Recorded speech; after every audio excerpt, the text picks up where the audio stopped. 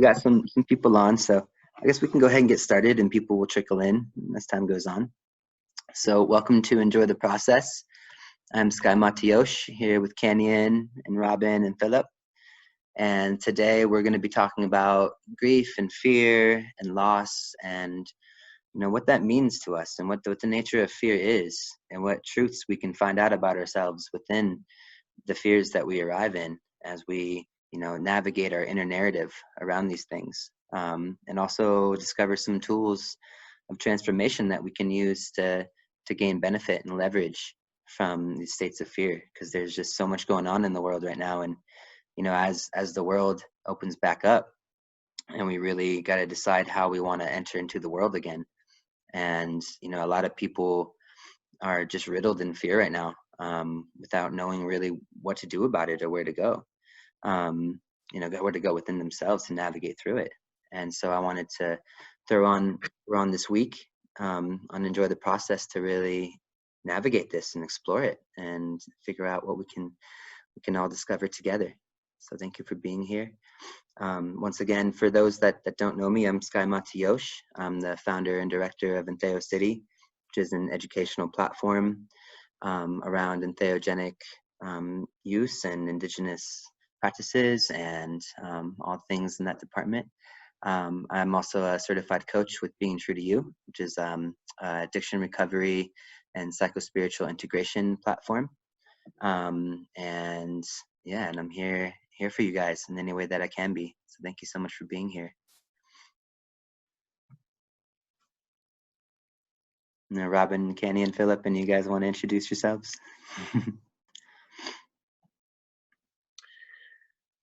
Well, good evening or good afternoon, relations. I'm known as Tsunka Wakan Sapa, which is Lakota for Black Horse. My Western name is Phillip Scott. I'm a ceremonial leader in the Lakota tradition, as well as in the Native American church that employs the sacrament peyote, and a practitioner of traditional Indigenous medicine. And I'm very honored that Sky and his entire team have invited me to share a little bit today about the medicine of fear and grief and the powerful, potent, rich, and challenging times that we are currently encountering. So it's an honor to be with all of you today. Thank you so much for being here. I'm really looking forward to your shares and hearing your wisdom. My pleasure. It's an honor to have you. Bloom, who are you? Hey everyone, my name is Robin Liepman and I go by Bloom, and I do basically a lot of things, but summarize it down to permaculture, music, and community building through event organization. So I've been doing permaculture work since about 2013 and have been a teacher's assistant for Starhawk, who I did my permaculture design course with, and I also did a permaculture teacher training, eco-village design training, and I've been able to apply what I've learned with permaculture to a lot of work around the world, living in eco-villages, as well as doing work with different Indigenous communities. I worked with the Arcana Alliance down in Peru, with the Shipibo communities, building gardens with the kids and painting murals as well and playing songs. And I went to Standing Rock and worked as a herbal clinic, herbal medic there, especially delivering medicine to people that were being guards or in different situations where they couldn't really take the time to go to the herbal clinic themselves. So I would go make sure everyone had medicines. And yeah, I'm also a singer-songwriter, and I put on music production retreats, both electronic music and singer-songwriting retreats. I have one coming up in about a week, songwriting retreat online. And I've also been involved in different organizations like the Pioneers Conference, which is where I met Kanyon, and a lot of amazing activists that are doing incredible things in the world. So yeah, I'm super happy to be here for this talk. I'm mostly just going to be listening and being in the space with all of you and in the prayer, and I'll also help facilitate the Q&A at the end a little bit. So Thanks so much, everyone. Happy to be on here with you. Thank you, Bloom. Appreciate that. Kanyon, hello. Welcome. Mishmin Tulhis, Conrakat Canyon, Coyote Woman, Sayers-Roods. Hi, good day. My name is Kanyon, Coyote Woman. I am of Indian Canyon Nation. I am Mutsun, Ohlone, Chumash, a little bit of Mohawk, and a little bit of Euromut. I'm currently in my homelands. I am in Mutsun Ohlone territory today. Ohlone lands is San Francisco Bay Area region all the way down to Monterey Bay. Ohlone is a misnomer. I am the CEO of Kanyon Consulting, where our LLC focuses on bridging the gap between Indigenous and contemporary value systems. I am the founder of Indian Canyon Two-Spirit Society, daughter of tribal elder Anne Marie Sayers. Matrilineal line is California native. I do a great many things. I hold a permaculture design certificate with Earth Activist trainings with Starhawk. I'm connected with Santa Cruz permaculture circles. I am always focused to remind people to honor truth and history. Many of the things that we have learned from and benefit from are of Indigenous cultures, communities, and societies. However, I point out that Americentrism tends to cherry pick and only take convenient parts without being in right relationship with the entirety. Like the whole tokenization of like, I'm a native too. All right, are you walking the walk? Like, let's have an integral relationship with this knowledge. How are we acknowledging settler colonialism? How are we decolonizing? How are we re-indigenizing a sustainable future? So my coyote nature has me in these spaces of the in-between. And my tagline is, I will do what I can, when I can, where I can, whatever I can, or as long as I can, to honor truth and history, to honor my ancestors to the best of my ability, and to be a good ancestor in training. So I'm happy to be part of this circle. Thank you so much, Kanyon. Thank you, all you guys, for being here. And to all the people just arriving, hello, welcome to Enjoy the Process. We're going to jump right in now into a meditation and then kind of go into like an interview style where we talk to Phillip and explore grief and fear and what that means in these times right now with where we're at, and really figure out where we are in our process with this. So thank you all for being here and taking this time. Phillip, if you are in the space to lead us in a meditation to kick this off, it would be really amazing. I'd be honored. Thank you so much. So may I ask everyone to sit up nice and tall, and either sitting in a chair with your feet on the earth or sitting directly on our Mother, the Earth.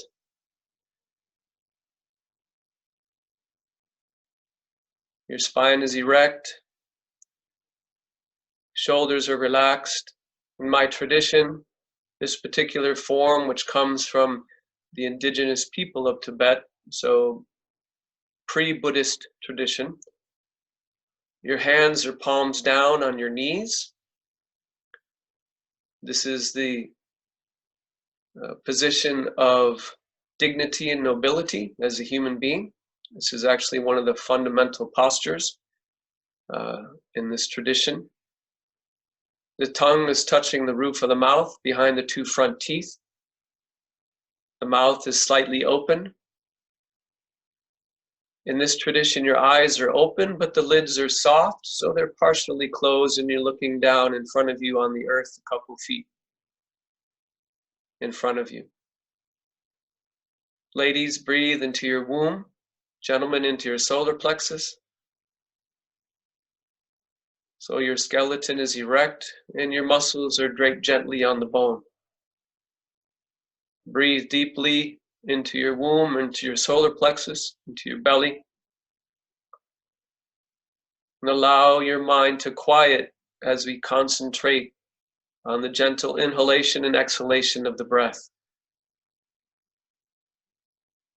The thought manages to penetrate your awareness. Simply label it as thinking. and return to the breath. And we'll meditate for a few moments here now.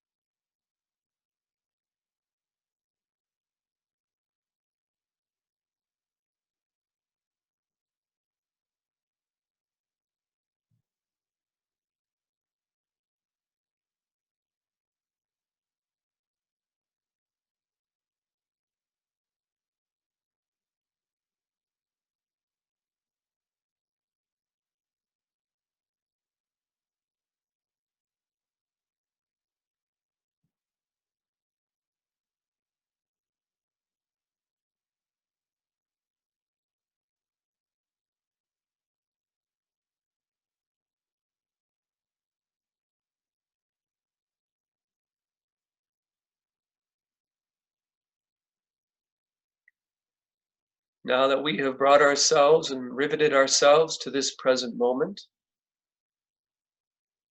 continuing to remain in the posture, it is always traditional before we speak of sacred matters that we sing and we pray. So I would like to offer up a prayer song in my tradition to invoke the ancestors, to honor the earth, and to honor our elders, those that are still walking here upon this earth, as they continue to impart the wisdom and the medicine necessary for us to continue to walk this good road, this red road of life, in a humble manner.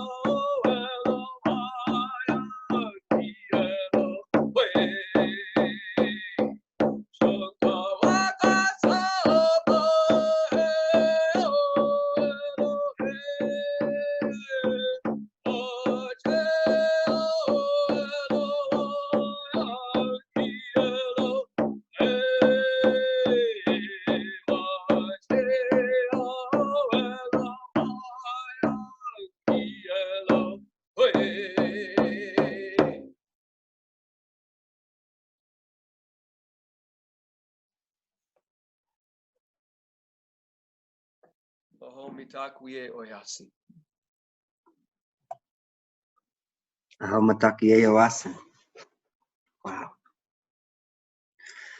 Thank you so much. I almost don't even want to let this talk happen. I just want to sit in this space now.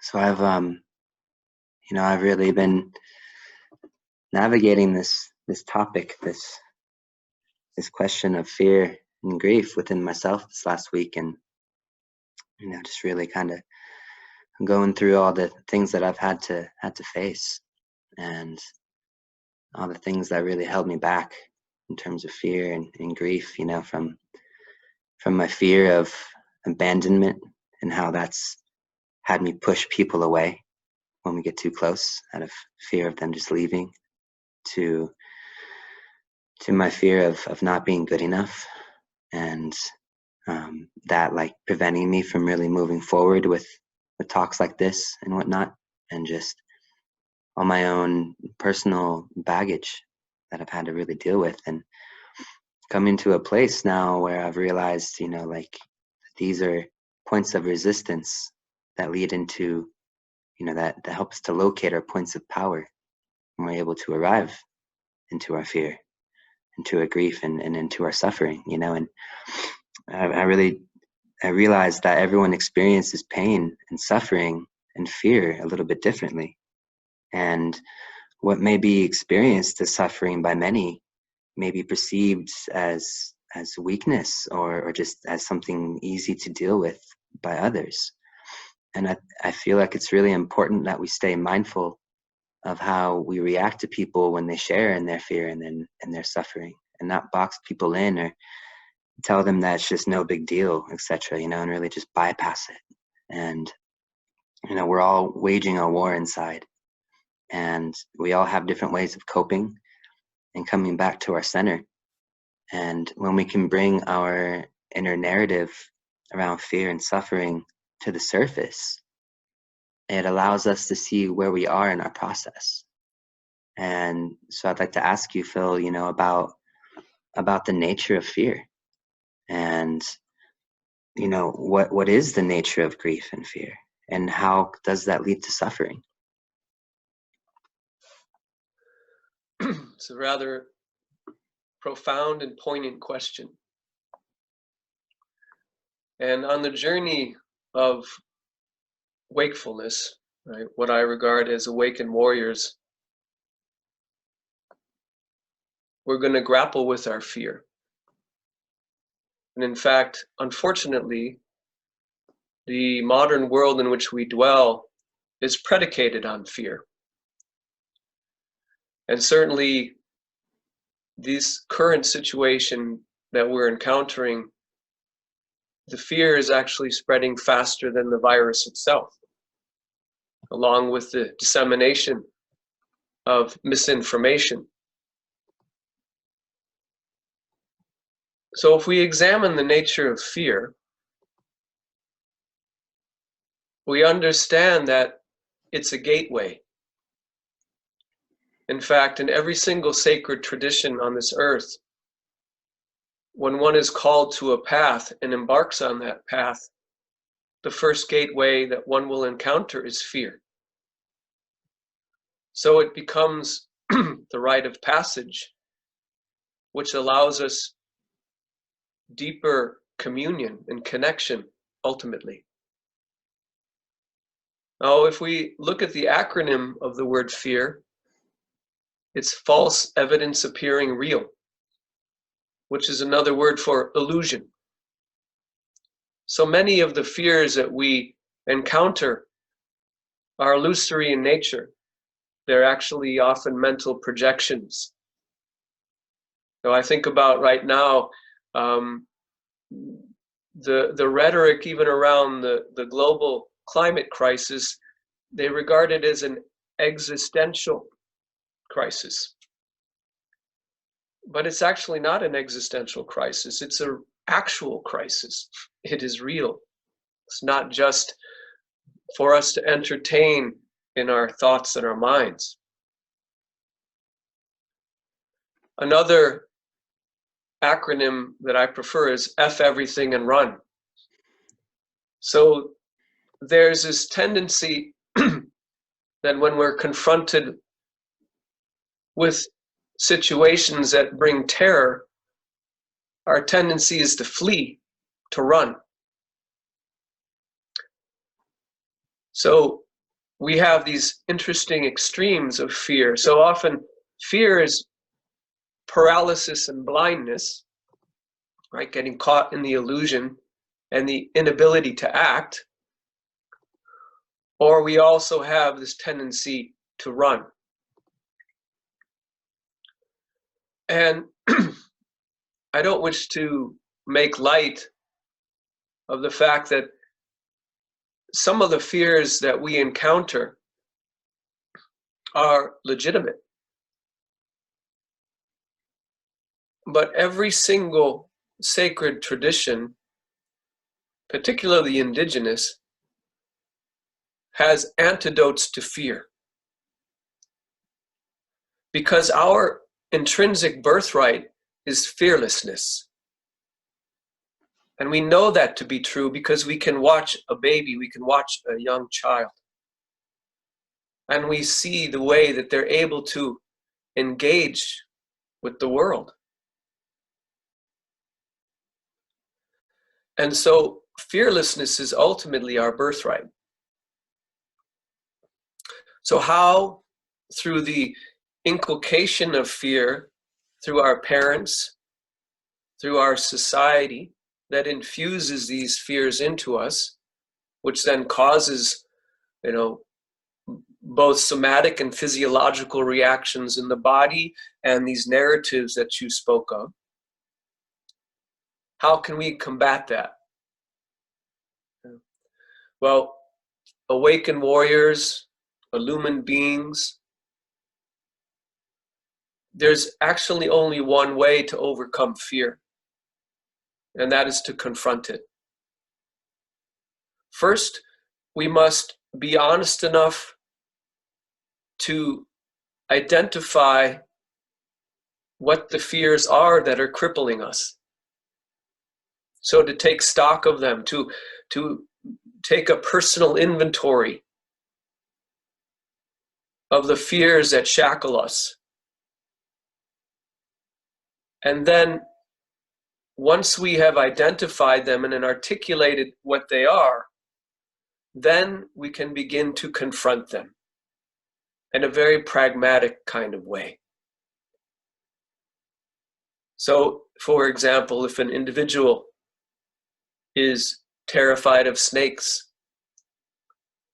then it's best to seek out a snake handler. Maybe even acquire a snake that you lovingly tend to,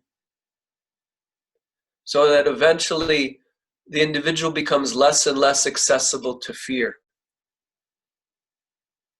Because we've cultivated courage, right? Which is the French word for heart, so cœur, the heart, right? So we supplant fear with courage, with bravery, right?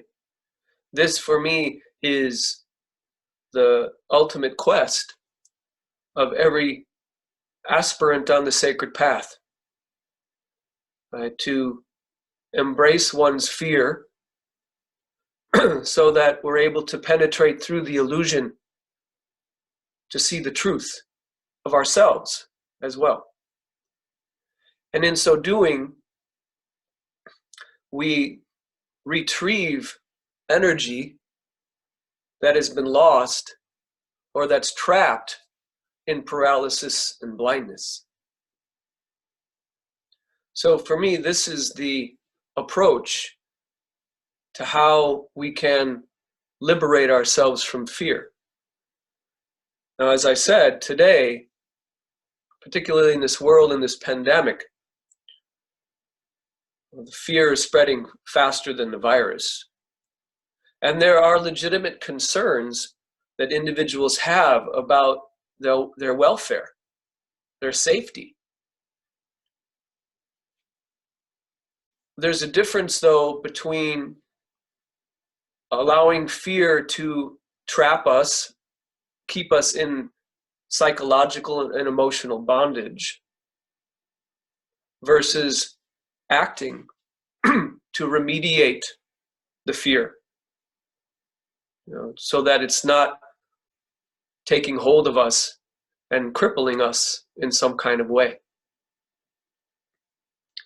So for me, that's the nature of fear and the antidote to how we can liberate ourselves from the shackles of fear. Now, the next question that you asked has to do with suffering and grief. And as a result of our fear and our either indulgence in fear or attachment to fear, allowing the fear to pervade our life and often to shape or color our perceptions of the world. As a result of that fear, it engenders suffering. Yeah. Grief is often our most profound teacher on this planet. As a human being, there are 4 things that we can assert that we will share in common. 1, that we are born. 2, that we will eventually perish from this earth. Our physical form will return to our mother, and our spirit will journey home. For this is classroom planet Earth here. Thirdly, that we're going to grieve. And 4th, prayerfully, that we will find moments of joy along the way. These 4 things we can say that all of us could potentially share in common. The nature of this world is about impermanence. It's about death. And in fact, to tie in with the first part, for awakened warriors, the awareness of their death will galvanize them to act with integrity and impeccability moment to moment, because we understand that we do not have a tomorrow. So to every moment we bring our full attention and awareness and passion. Knowing too that we are going to experience loss. And that loss will engender grief. Whether it will be the loss of a loved one as they make the journey home, as many individuals on this nation now and around the world are experiencing. Also, there may be the loss of a relationship, whether it be the dissolution of an intimate partnership or a friendship that has its conclusion. The loss of a job, of a dream. There's many different aspects of loss that we have in this world. And as a result of this loss, this form of impermanence, a kind of death, we're going to grieve.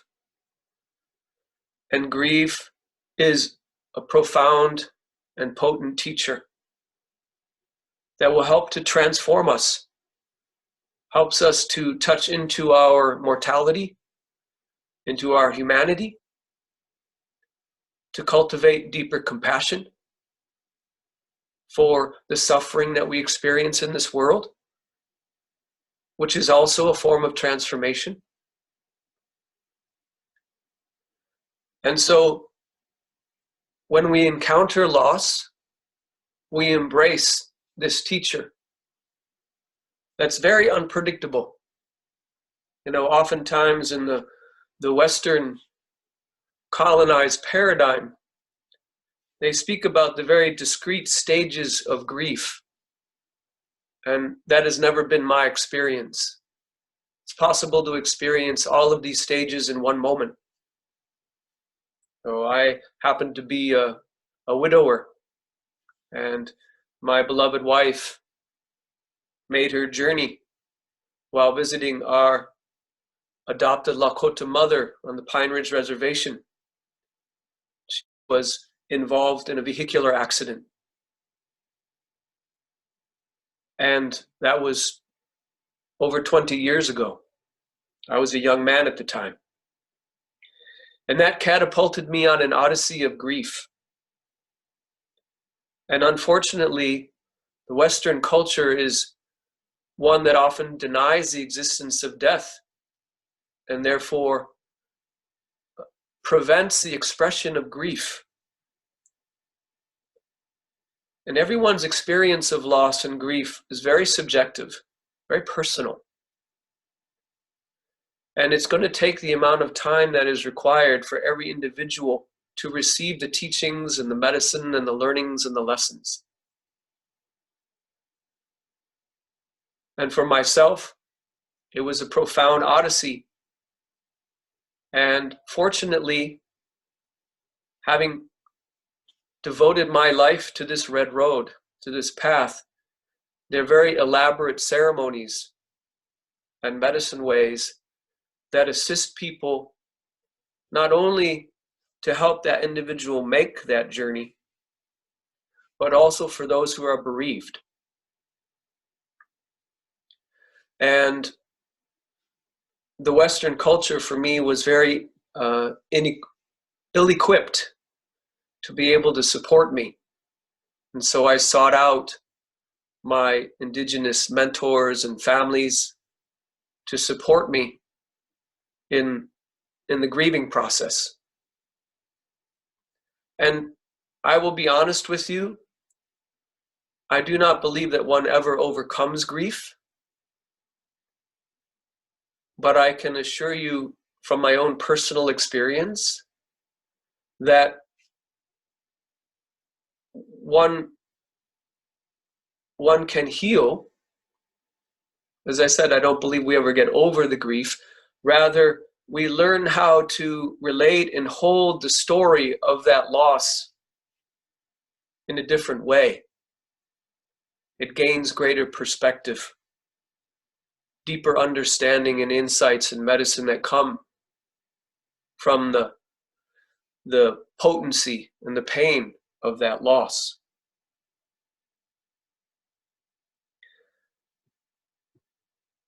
It helps us to therefore cultivate deeper compassion, a deeper sense of love, and brings us to the present moment.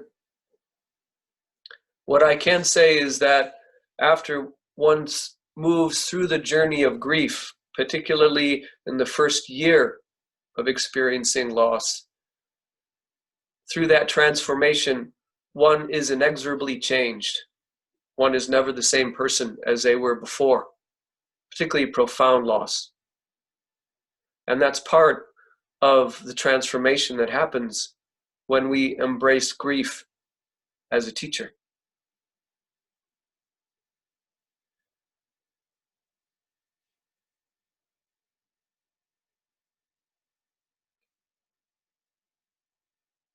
It's important that we understand that in addition to suffering, that's not all what life is. That there's the opportunity, even in the midst of our profound grief, to have joy.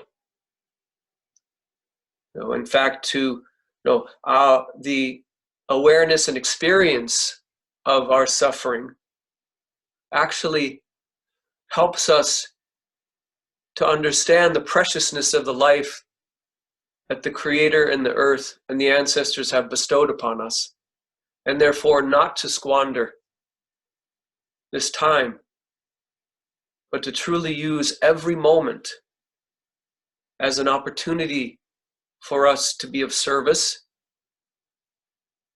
to continue to awaken, to cultivate greater sensitivity, to protect our beloved Mother, the Earth, to fulfill our original instructions, both individually and collectively. I do believe that this virus has arrived as a teacher and as a mentor to help us awaken and remember our collective responsibilities, to be protectors and stewards of this earth and all life upon it, upon her. So this, I believe, is our mission, to truly embrace everything that arises in our life, not only the suffering, but the joy, to embrace the grief when it arises, knowing that it's going to take its own time, to be fully present with all the emotions that are going to arise that may be completely unpredictable, and to fulfill our sovereign responsibilities here on this earth, so that 7 generations of all of our relations can flourish with us. There, as a person who has been spending nearly 3 decades in the Sundance path, in addition to acknowledging suffering, I do wish to share the distinction between suffering and sacrifice. Suffering is something that we all experience, because no matter how much we entertain this illusion, this folly, we're not in control. And as a consequence of us not being in control, there's a dreamer dreaming us, that there are ancestors that guide us, direct our path and our trajectory here. Because there are circumstances well beyond our control, we are going to experience loss and therefore have suffering. In addition to that, though, is that we have the capacity as human beings to selflessly serve. And in this selfless service, we can understand that's a form of sacrifice. And sacrifice is not suffering, because sacrifice is volitional. It's a choice. We decide, we make a choice to sacrifice our flesh and blood, for example, in the Sundance, or we choose to sacrifice our individuals right now, healthcare workers, physicians, nurses, first responders, those that are cleansing the hospitals, who are on the, that are maintaining the networks in the grocery stores and elsewhere, so that our society can continue to flow and function to the best of its abilities right now. I see these individuals also as sacrificing. They could decide to remain home and also shelter in place, but they are placing their lives on the line for others, which is an honorable act, worthy of respect, admiration. But that is the essence of sacrifice, and that is not suffering. So it's important to make that distinction. So therefore, sacrifice is volitional. We choose to selflessly place our lives on the line for others. It's also the sacrifice of a parent toward a child. That is not suffering. That is an expression of love, and that's what sacrifice ultimately is. It's an expression of love. So I just wanted to share those things with you. If you have other questions, I'm very moved and deeply touched by this sharing today. So thank you for the privilege to express my story, and prayerfully those that are listening and witnessing our meeting and our gathering can glean a little bit of medicine from my experience on the path. Thank you so much. Thank you so much for bringing that to surface, that distinction between suffering and sacrifice, and for offering up these different tools that we can utilize to really use our grief and fear as catalysts for our transformation. With taking that personal inventory and really arriving into that fear so that we can work through it and not around it. I'd like to ask you, if I may, how we can move into the world beyond our grief and fear, and how we can honor our pain and suffering in the world. Actually, sorry, let me flip that around. How we can honor our pain and suffering in the world, and how we can move into the world beyond our grief and fears. Similar to taking an inventory of one's fears, it's important for us to track with great precision our behaviors that engender suffering, that continue that suffering, right? The patterns that we often repeat. For we are animals who are conditioned by our past, by our experiences. Yeah. And so I'll share with you a story that was imparted to me. I went on a traditional hamblecha, a traditional vision quest, which is no food, no water, no sleep, 4 days and 4 nights. And I asked the question, why are we here? Not really so much about me, but what is the essence of our purpose collectively? And what the Tunkashalas, or the ancestors, shared with me was that at the moment of creation, when ovum and sperm unite, we incarnate, we come into form. The energies of the universe coalesce inside of a cell that then begins to multiply and divide. Eventually, we arrive, we arise.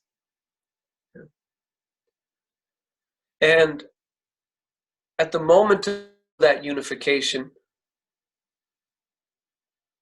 when spirit comes into form, when mystery merges with matter, we're handed 2 bundles. We're bequeathed 2 bundles. One is a burden bundle, and the other is the blessing bundle. And inside the blessing bundle are all the gifts and talents and attributes of your families of origin, both on the maternal and the paternal lineage. Then there's the burden bundle. Inside the burden bundle are all the fears, wounds, traumas, and issues of your families of origin, in both lineages. Now, as we begin to walk and learn the gift of language, these bundles burst open.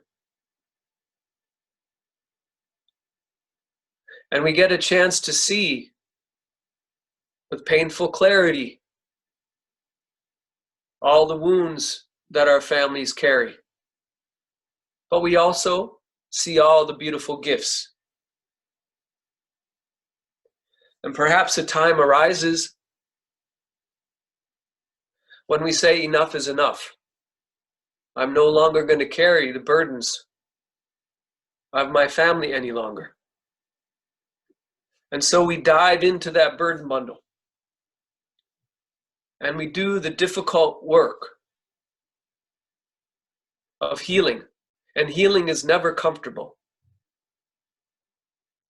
And so we use the tools from that blessing bundle and all the accumulated wisdom and knowledge that we've garnered in our life to extract one or two of the items from that burden bundle. It will not be possible to extract them all in a lifetime, because that burden bundle goes back to the beginning of our humanity. Because we're also talking about the intergenerational traumas and wounds that are also carried forward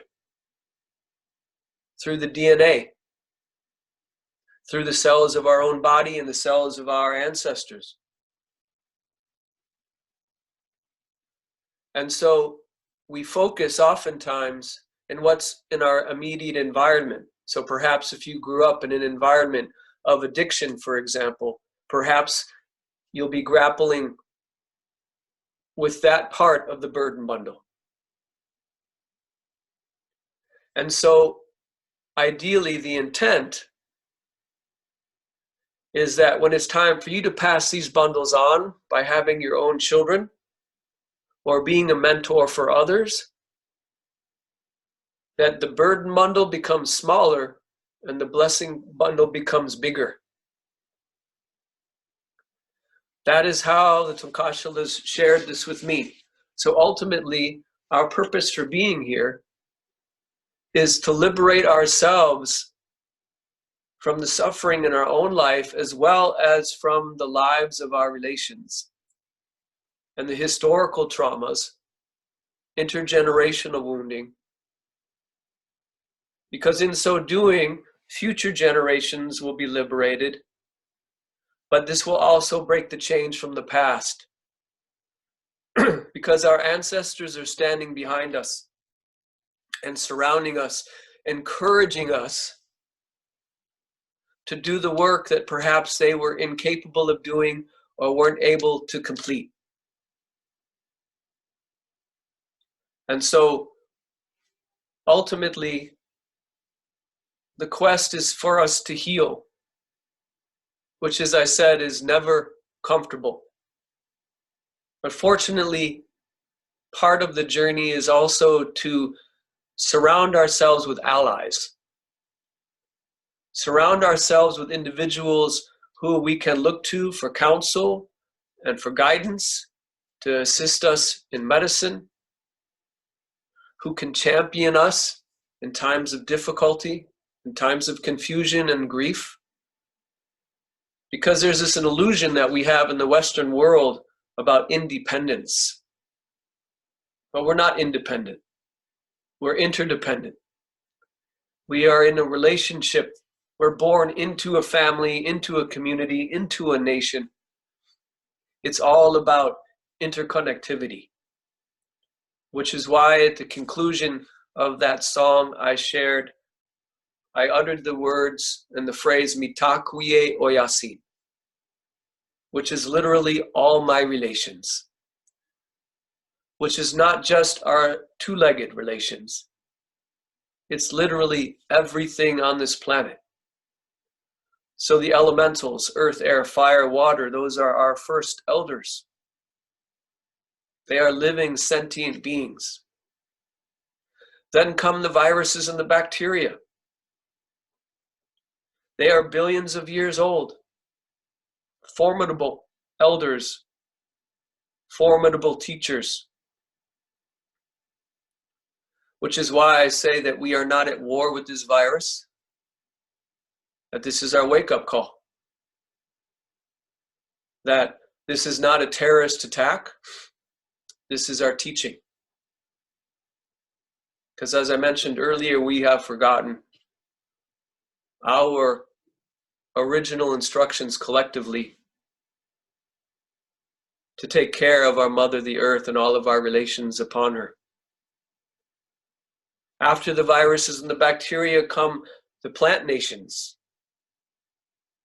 and then our animal relations. All of these beings are our elders because we were the last to be created, not the first. So we are the grandchildren and have most to learn. And the indigenous peoples of this world have reverence and respect for their elders. And so we also surround ourselves with people whom we love and respect, who can support us in helping us to remember our individual original instructions as well. In so doing, when we are walking our path and remembering what we are meant here to do, what our purpose, our original instructions, our original medicine, when we are walking that, we are fulfilling the covenant of the dreamer, the earth, and the ancestors. Now, that's not going to immunize us from pain and suffering. But when we are deeply immersed in the path that has chosen us,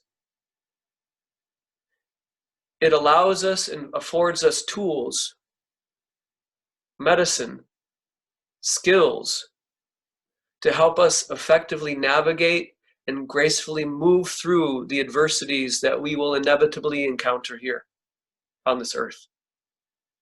And that will help to mitigate that grief, because there is this ancient wisdom that is available to us when we seek it out and look for it.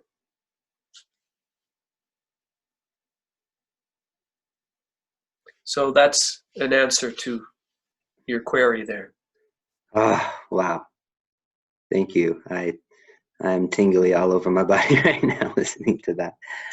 You know, it's incredible how just thinking about the original instructions, you know, and it makes me just think to my own inner navigation system, you know, that I've been learning to rely on more, you know, by asking myself powerful questions like, you know, do I respond or not respond?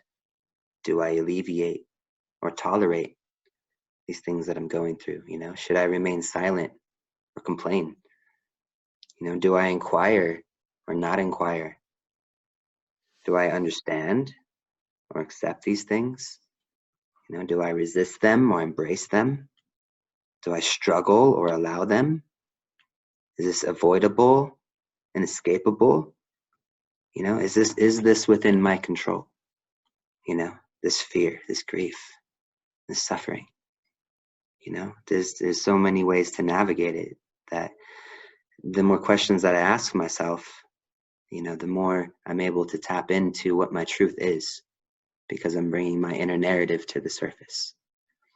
And it's so amazing to have these, not just resources, but, you know, these original ways available to us and that you're sharing with us to be able to look to our ancestral voice, you know.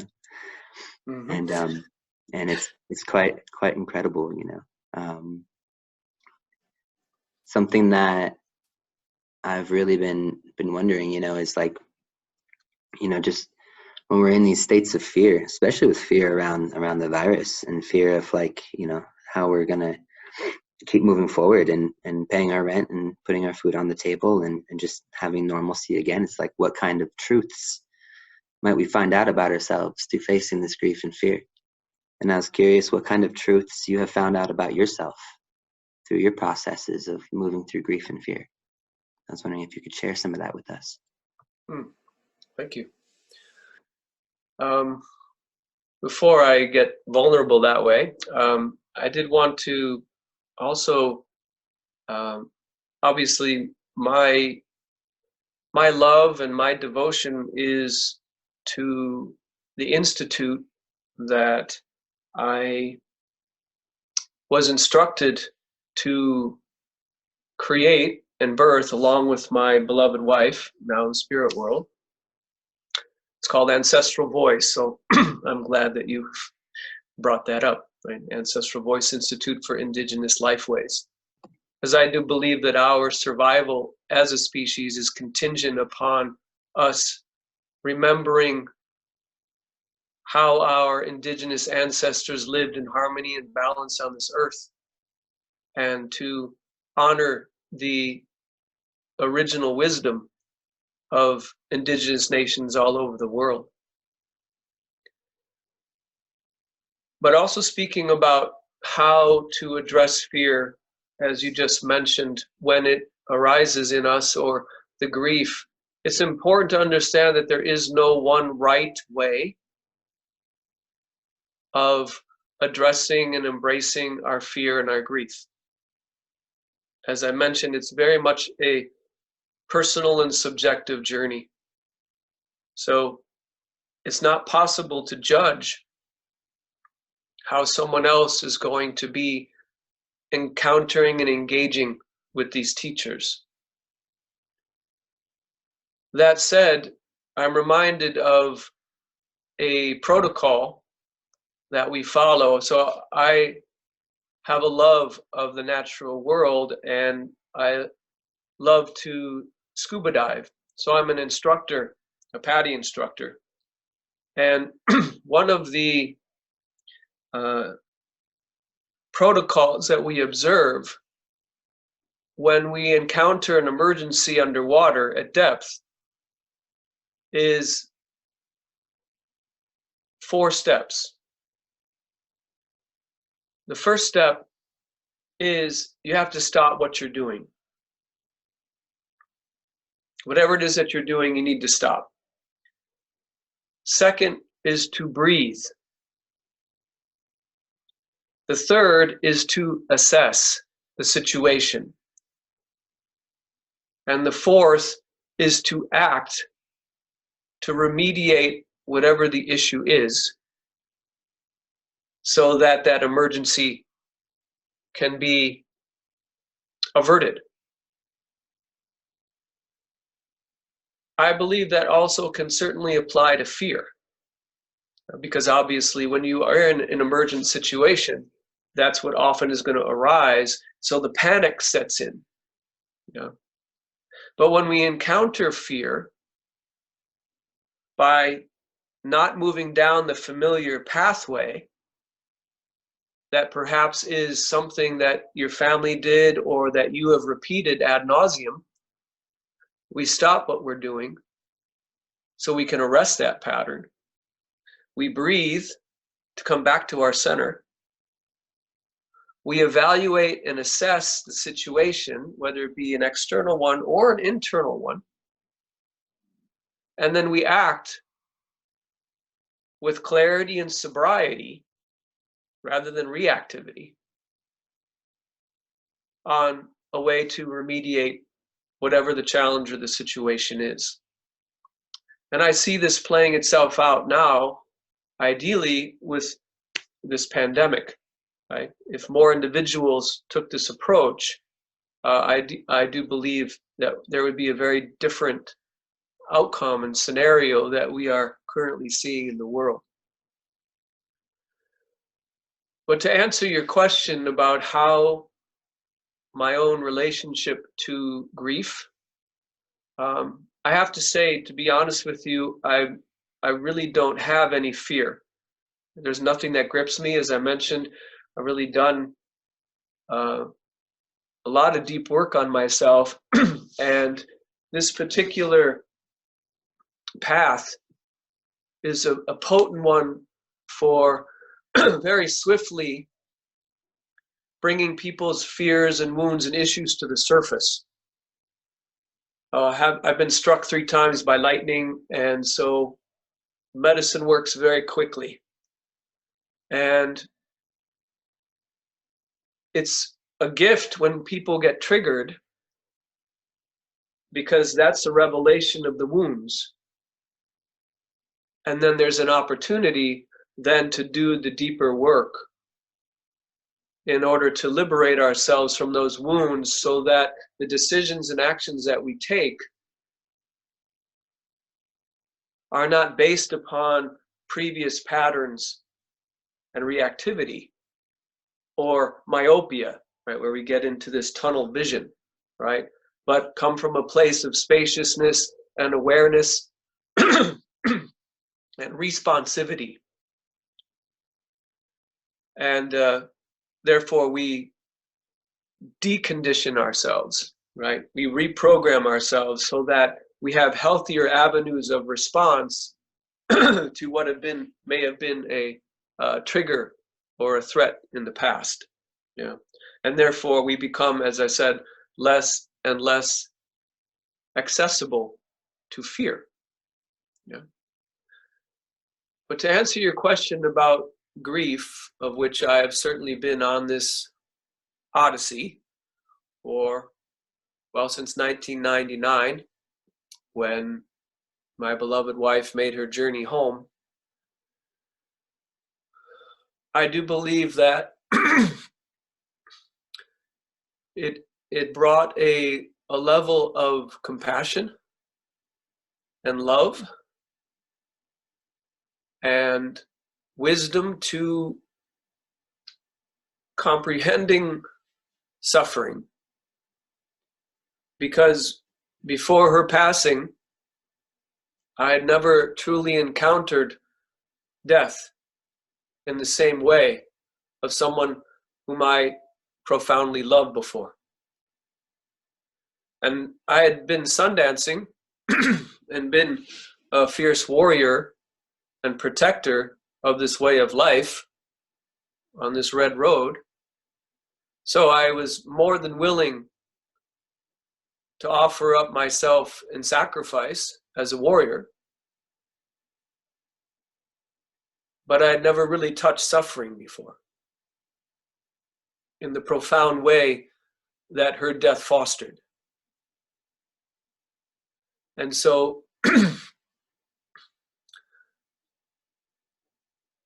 it had the effect of tempering me, of softening my heart, of helping me to understand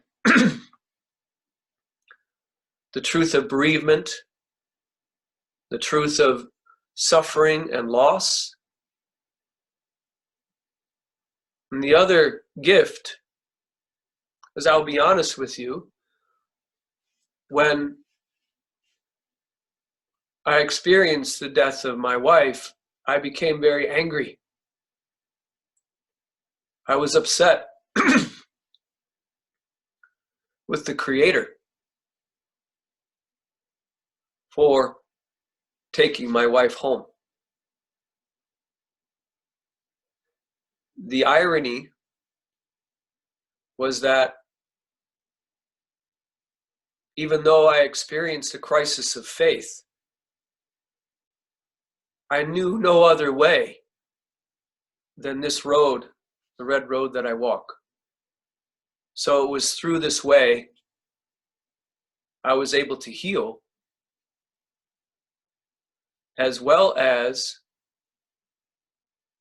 have a connection to her through the dream time and through the ceremonies that she still visits today.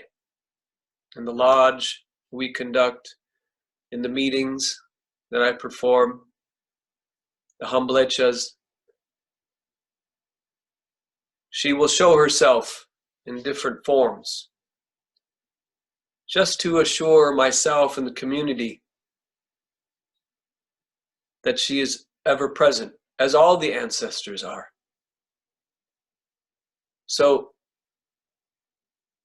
it reinforced also my understanding not only of the beauty of this way of life to support people in all aspects, but also to reinforce the understanding that we are never alone. It's one thing to understand things in our minds.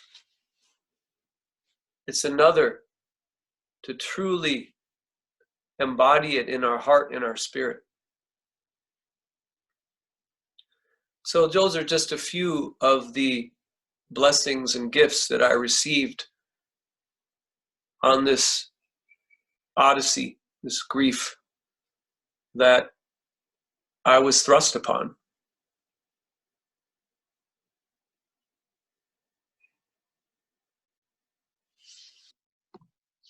Thank you so much, Phillip. I would like to just take a few moments of silence to honor all the lives that we've lost and how alive they are in our hearts and how we're walking with them still.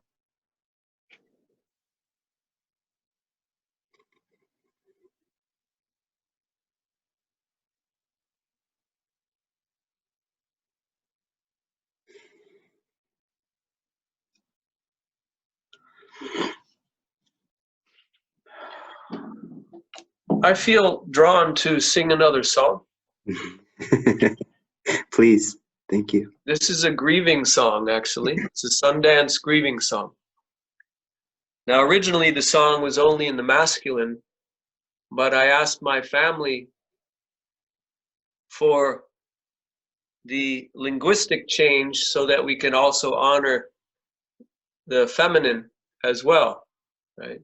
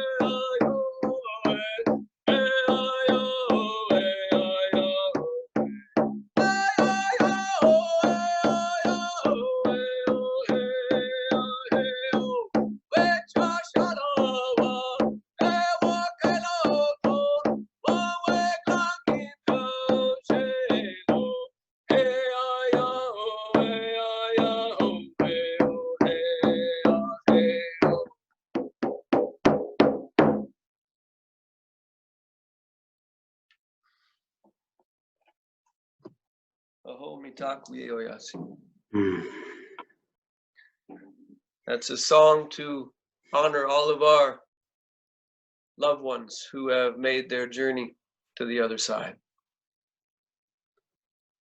Thank you so much. It's so important. So important that we discuss this and we talk about this, because it seems like so many people are avoiding this. And you know, it's through these discussions and these mucky places that the real healing happens, you know, where the real transformations take place. You know, it's a lot of times where I find myself avoiding, you know, these topics and these kinds of things, just trying to kind of move on and just focus on the good and what I can build. And while that has its place, taking this time to really slow down and, you know, navigate where we are in this process allows us to honor what we've had to face and overcome and go through. And one of the tools that I was gifted by a mentor of mine, the acronym is WAR, and it's what's at risk. And I use this quite often. You know, it's in this place we're able to take an honest look at what it would be like to take action or to not take action. And, you know, when we ask ourselves, what's at risk? What's at risk if we do something about this state of fear or about this blockage? And then we ask ourselves, what's at risk if we don't do anything about it? And we keep going through this process, kind of coming to realizations piece by piece about what that really looks like.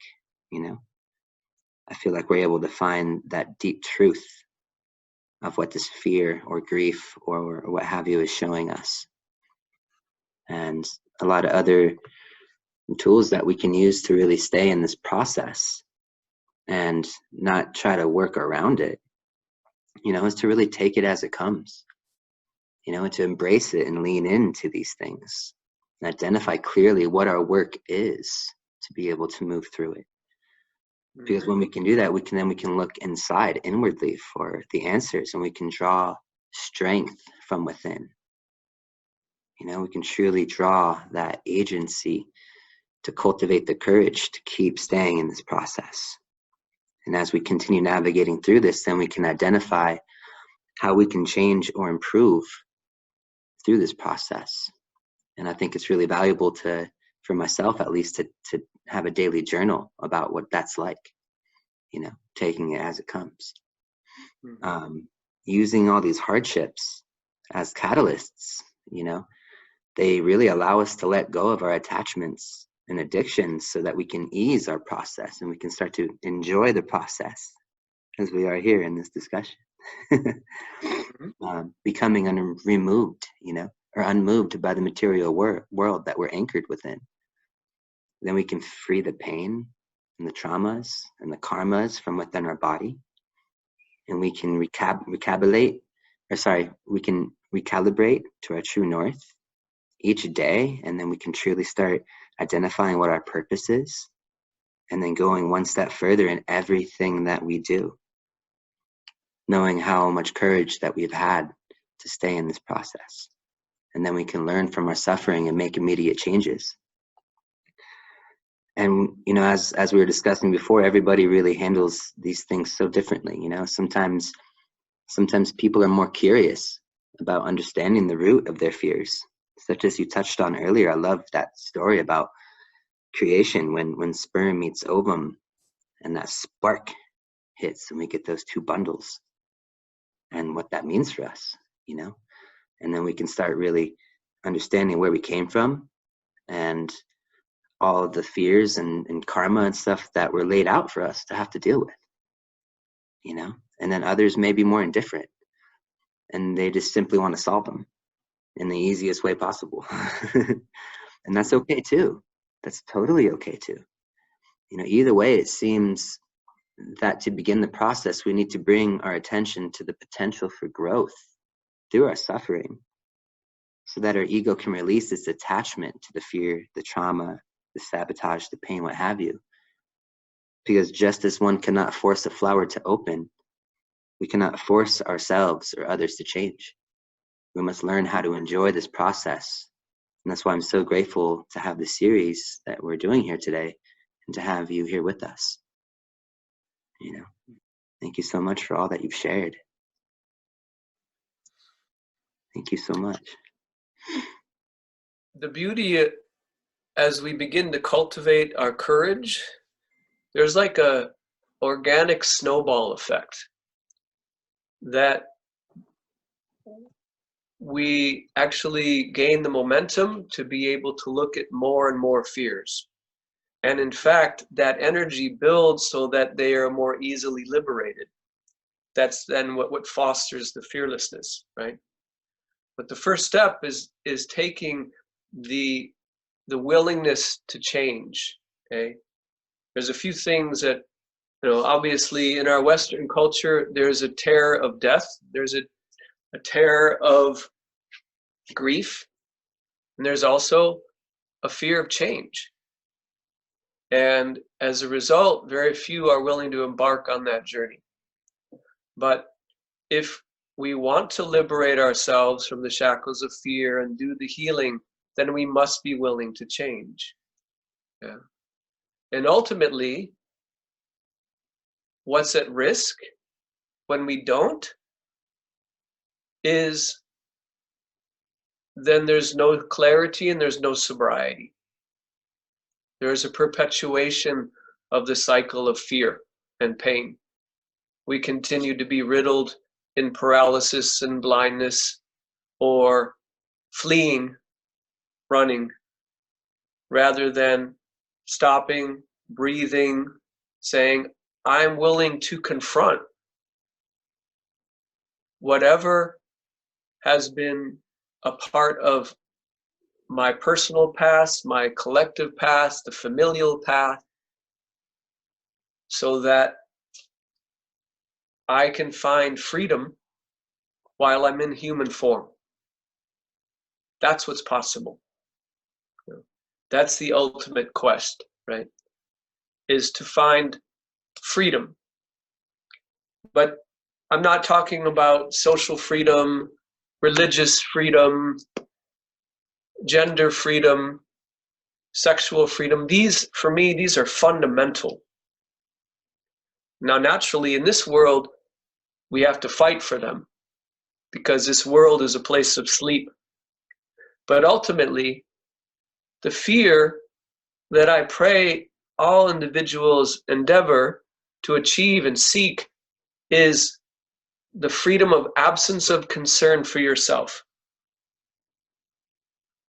When you're no longer concerned about yourself, when you have supplanted fear with faith, faith in providence and support of the Creator, the earth, and the ancestor to provide everything that you require on this earth, when you're no longer concerned about yourself, when you're living from a place of selflessness, then that's true freedom.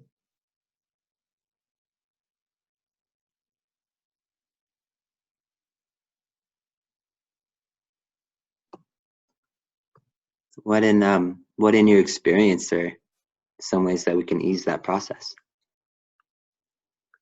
Can you repeat that, please? What in your experience are some ways that we can ease that process?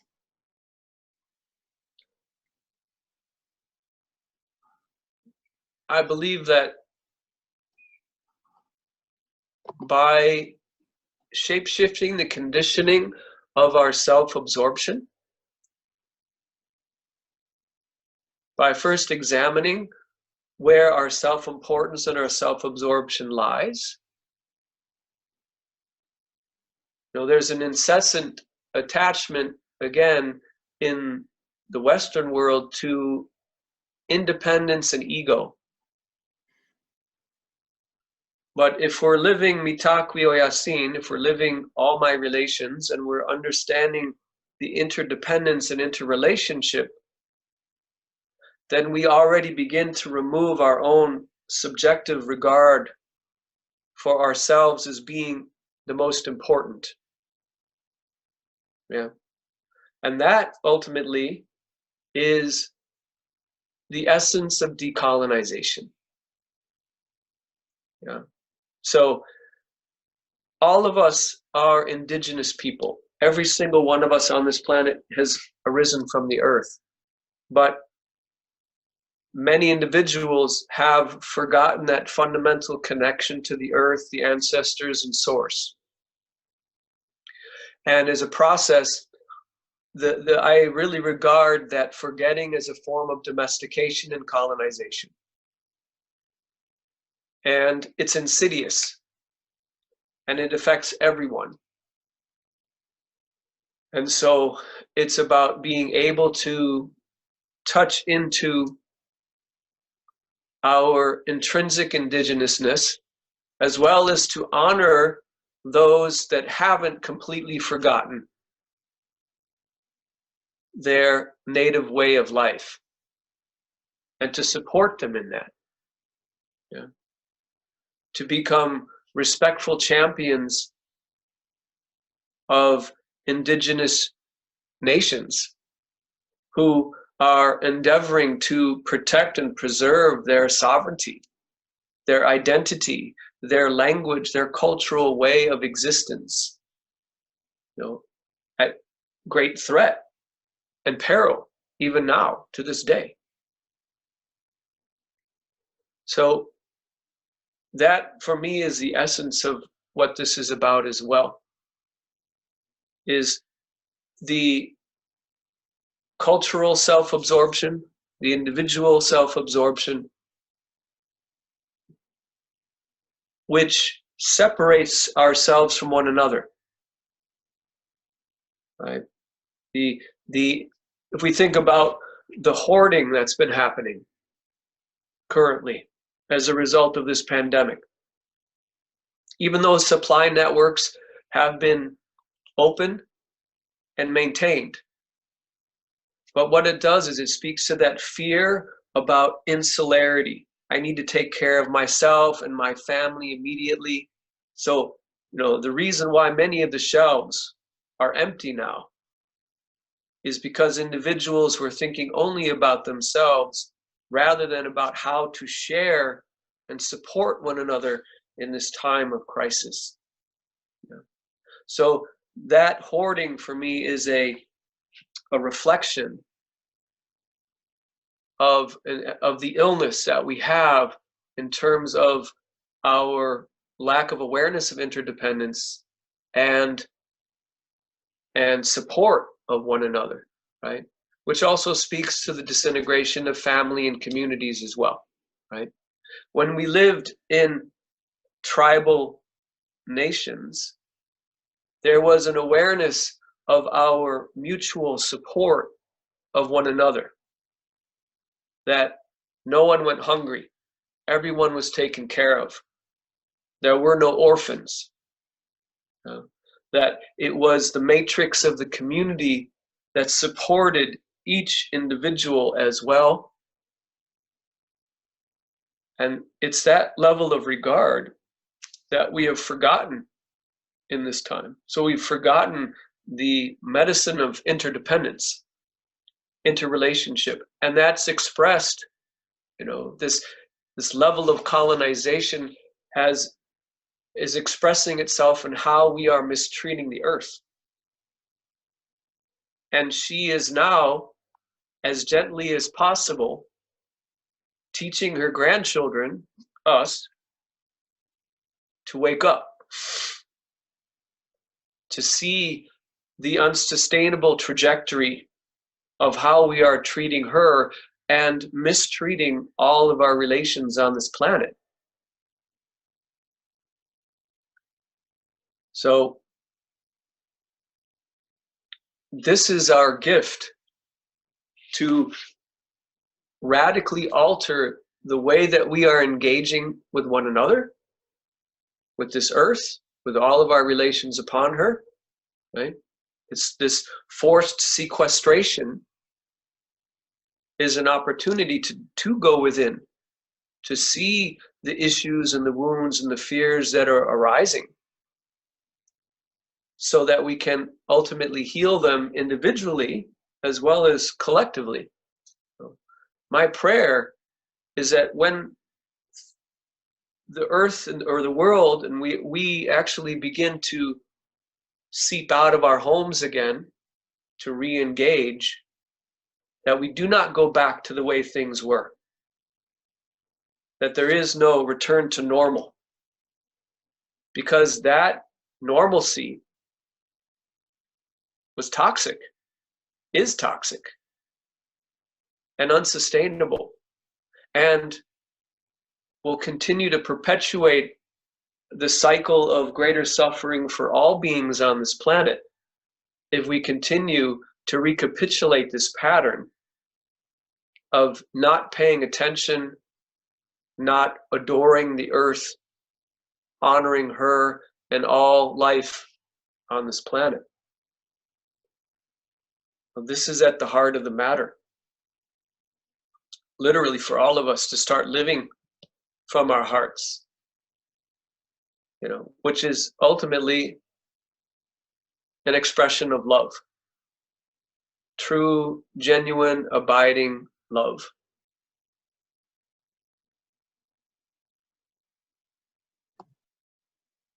That's so true. So true. And that couldn't be more relevant than in these times. And I think a lot of us are searching for that meaning, for that purpose in our life. A saying is that, suffering is pain divorced from meaning. And I remember growing up, and I think this may be true for many, that this world has been a very scarce place of heart-centered containers where we can talk about our grief and our pain and our fear and our suffering. We've all had to stuff it down so deep, and it hasn't really allowed much space to cultivate self-awareness, to cultivate that ability to look within and self-reflect along with our peers, and to share this process with each other, and it's so incredible that this virus, like you said earlier, is such a great teacher. This, regardless of where it came from or where it was made or whatever, like, it's here now, And now we have this opportunity to really observe ourselves, you know, with compassion and non-judgment, and to observe the other, you know. And now we have the agency to, and the willingness to assume responsibility of our lives. And as we've been mentioning, like how we want to enter back into the world as it opens up again, because we can't go back to the way things were, you know. Debbie was mentioning earlier, you know, like the plants are thriving, the air is getting cleaner, there's boars running around in London streets, there's dolphins swimming in the canals. It's like the earth is healing in such a short time. And we really need to be able to orient ourselves into a bodily awareness, into our relationship to the environment around us. Because the wars that we're raging within ourselves and against others is a war that we're raging against the planet. Because we are this planet, you know. We are one another. We are one, you know. And it's a very true thing. People kind of dance around it, but there's an actual truth to this. But we have to be able to cultivate that and embody it, so that we know so that we know how to walk on this planet again, so we know how to be human again. And I'm so grateful for the Red Road and for these ancestral teachings and all of these original instructions, as you mentioned earlier, to help us navigate through this terrain. I'd like to open it up for Bloom or Kanyon to ask any questions or provide any reflections or insights to this group. If you guys have anything you want to share or ask.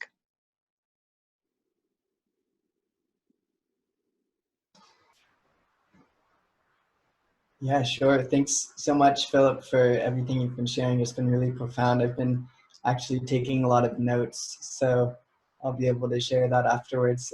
There's been some really potent shares that I could even see being quotes that can really influence a lot of people and open a lot of hearts and be really helpful.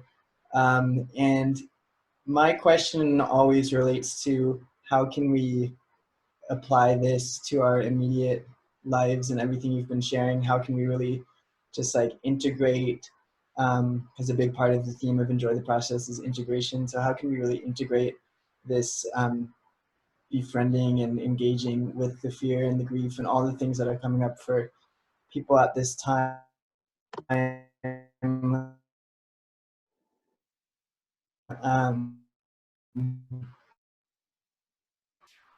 into our day and understand where everything is going to play out? How can we integrate all of this on a day-to-day basis? And also, I'd love to open this up to if anyone has questions after this. Feel free to type them or pop in and ask as well. So what I heard is that you asked, how can we integrate this into our lives?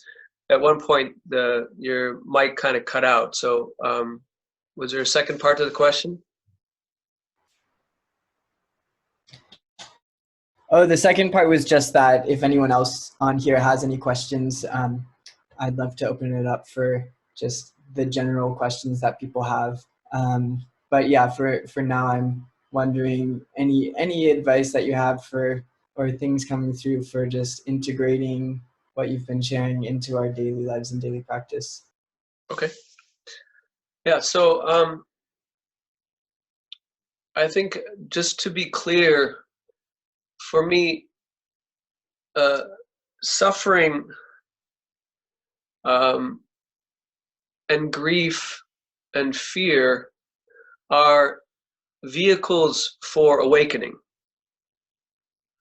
And so it's not, so the meaning is, for me, suffering is not pain divorced from meaning, but rather suffering is the vehicle through which we find meaning.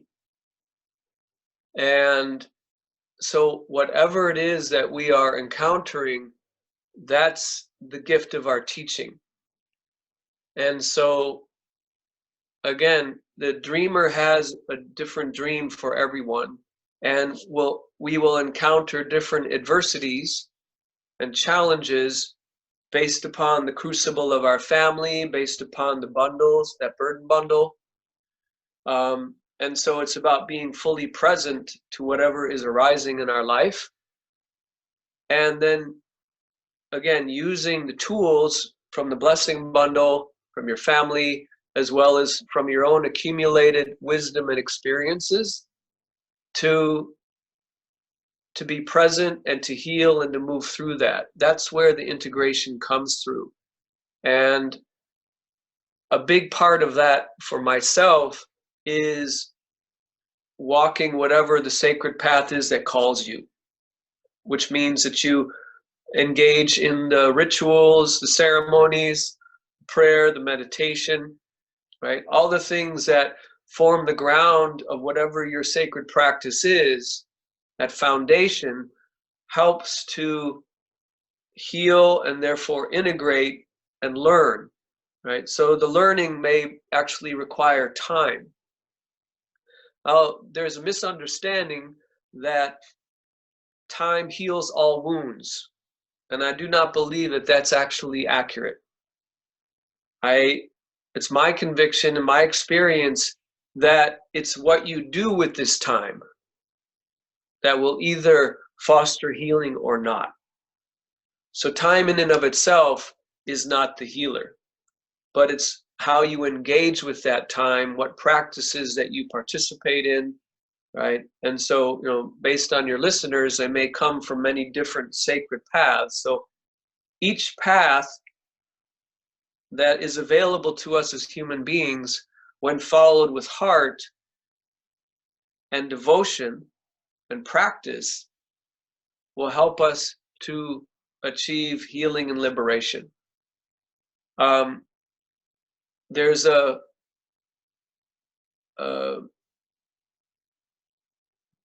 story that I kind of use to illustrate this point, which is that from sleep to wakefulness, along this continuum, there's only one word that describes the difference, and that is work. We need to be willing to engage. We must be willing to do the work, the difficult work of healing, of our spiritual practice, maybe blood, sweat, and literal tears, right? That's part of the devotion to whatever sacred path calls you. Because then you gain the insight, the medicine, and the practices to eventually be of service to others. When you do your own inner work, then you gain that medicine. So in the dis-ease is the medicine, right? Not only illness as a disease, but dis-ease, imbalance, discomfort, all of these things, that's the grist for the mill. When we use that, that becomes a springboard for our learning, knowledge, and awakening. So that for me is the essence of integration, is the daily practices that you're engaging in, the awareness that you're bringing to the moment, the evaluation whether you wish to act or not. Well, there's a saying that the warrior has to select his or her battles. There's so many opportunities out there to use your voice, to engage, to stand up in environmental, social, indigenous justice.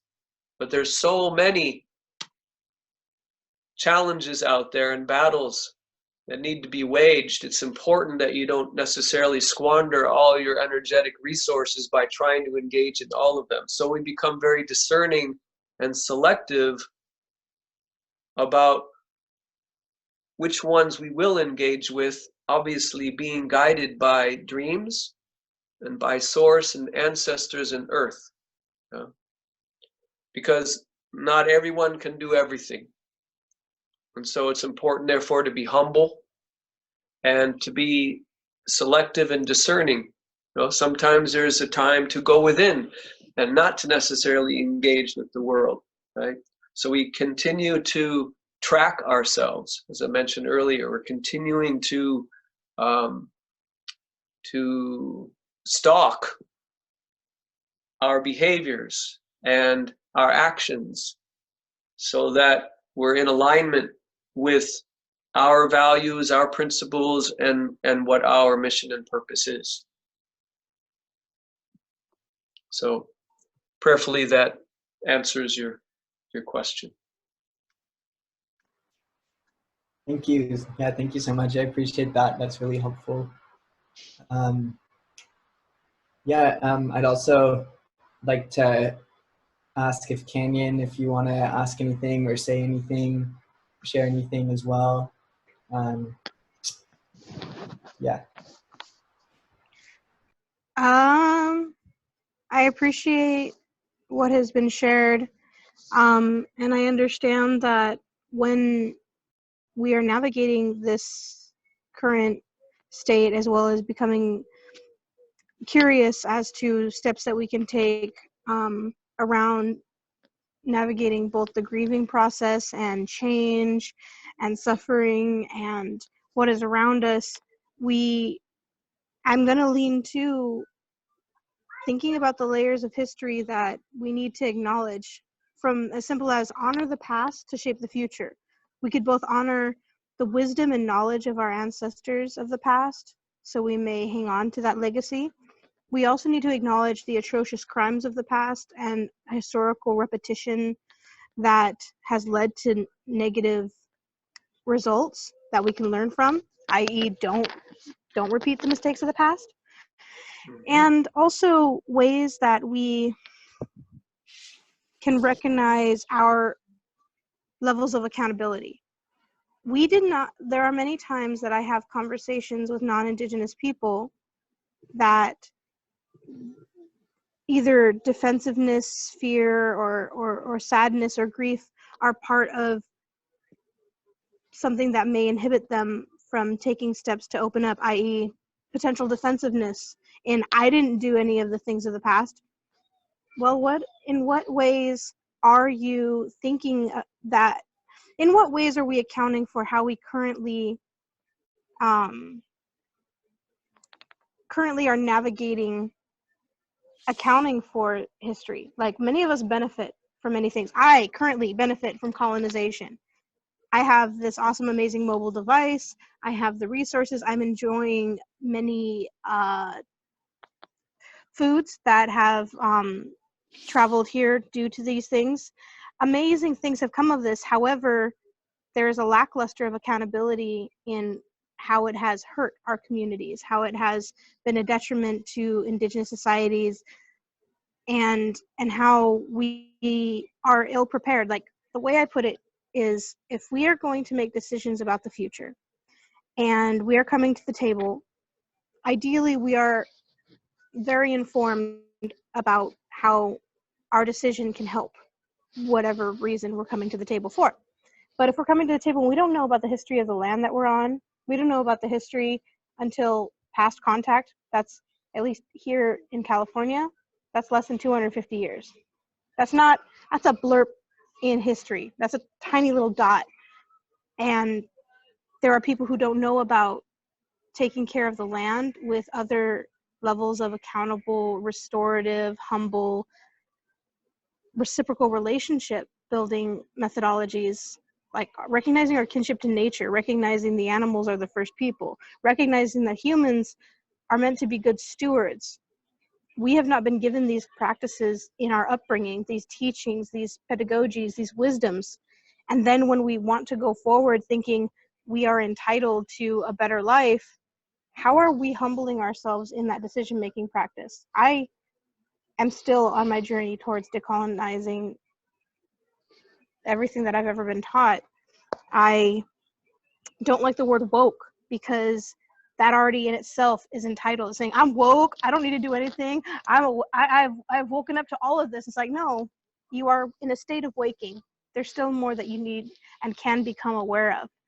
And therefore, yes, it is good that you are no longer sleeping. Like one of my elders said, they had said, if you aren't an angry native, then you're still asleep.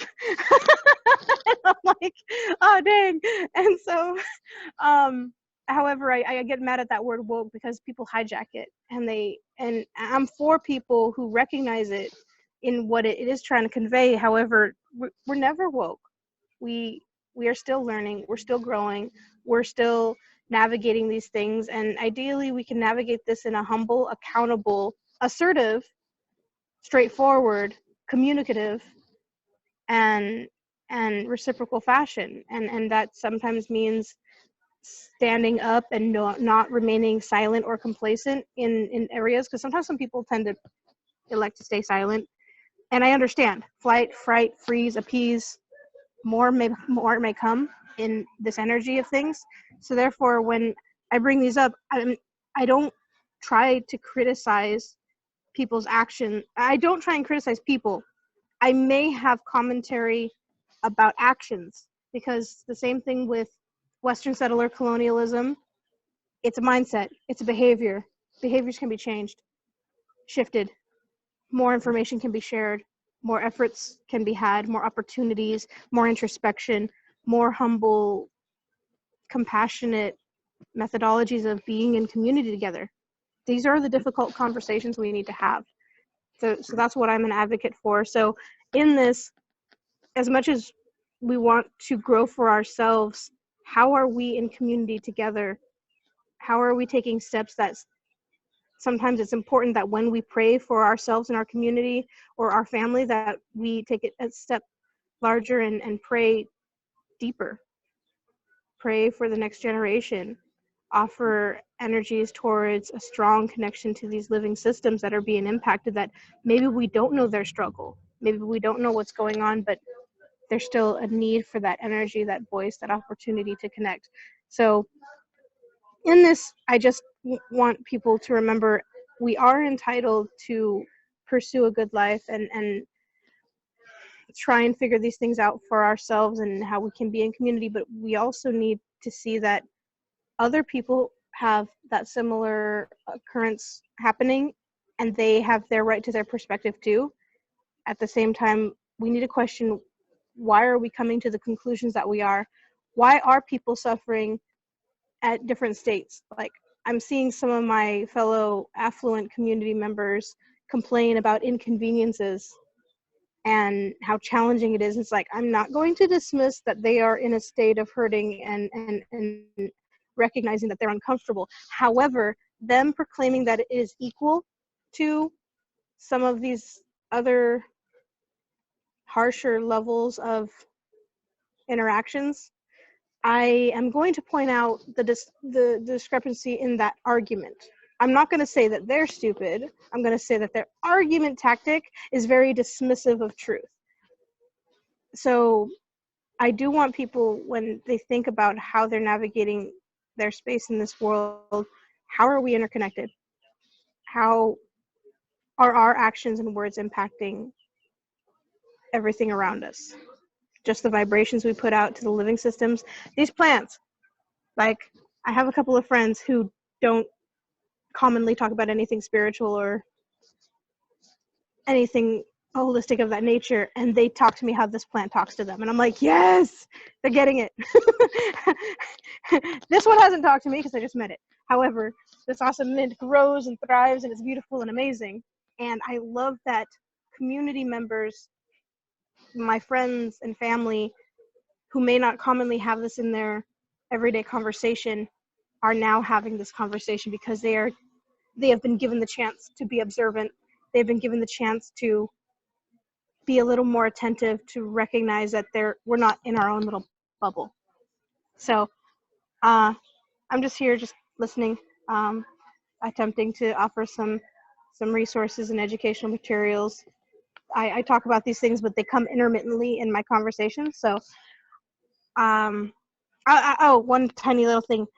Myself as an intertribal mixed native that Western settler colonialism would proclaim as a native passing, given that my grandmother was full-blooded, and that stupid concept of percentile, which is freaking, I have a problem with it. I have a real deep problem with it.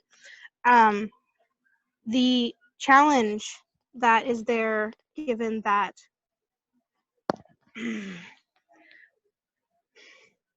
when I see my Indigenous relations who are hurting, and there are times that when people hurt, they lash out with actions that also replicate that hurt, they are valid in stating that they have this need. Their hurt is valid, and there is the need of that to be witnessed. Sorry, I have a lot of pain right now.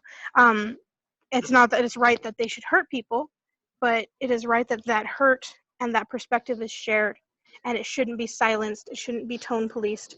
And the same thing with, I'll say, like non-Indigenous peoples reconnecting and decolonizing. Many of our communities have been ripped.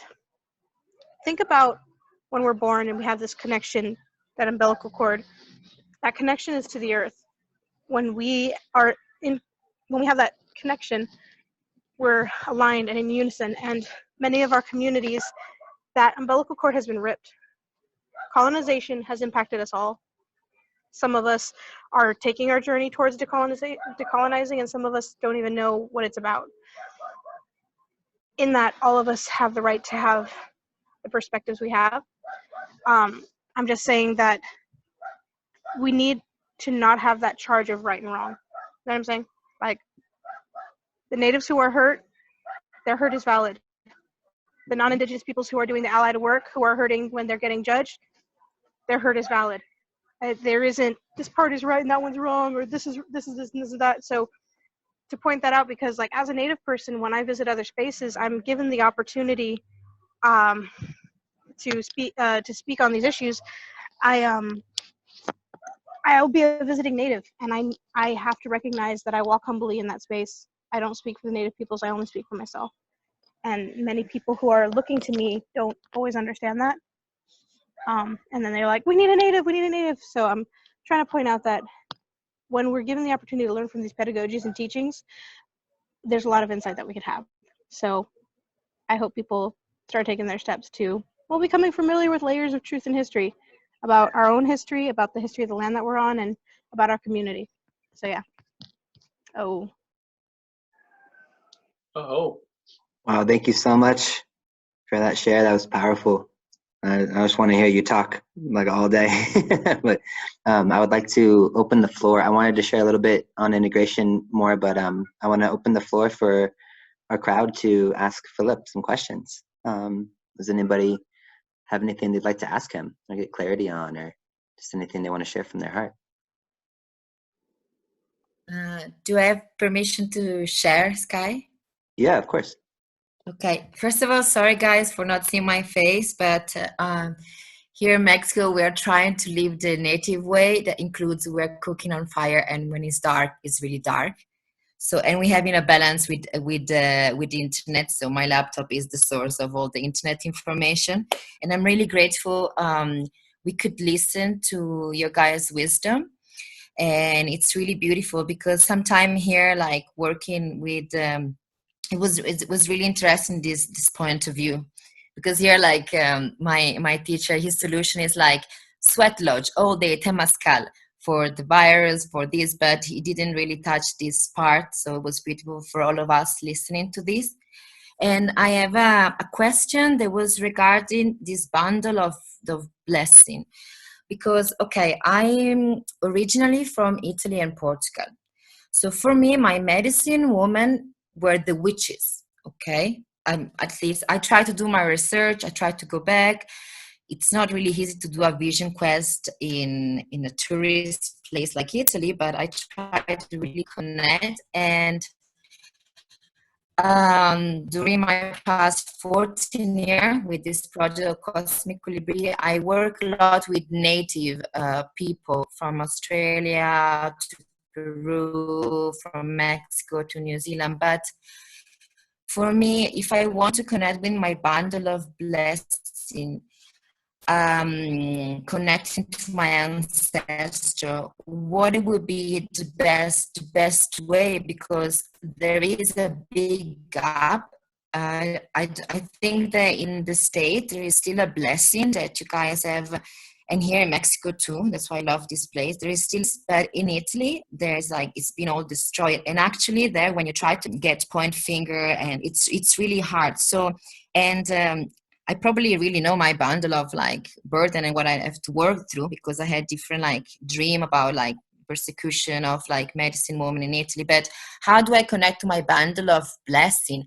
Can I take it from my teacher, from my Mexica teacher, or from my Shipibo teacher?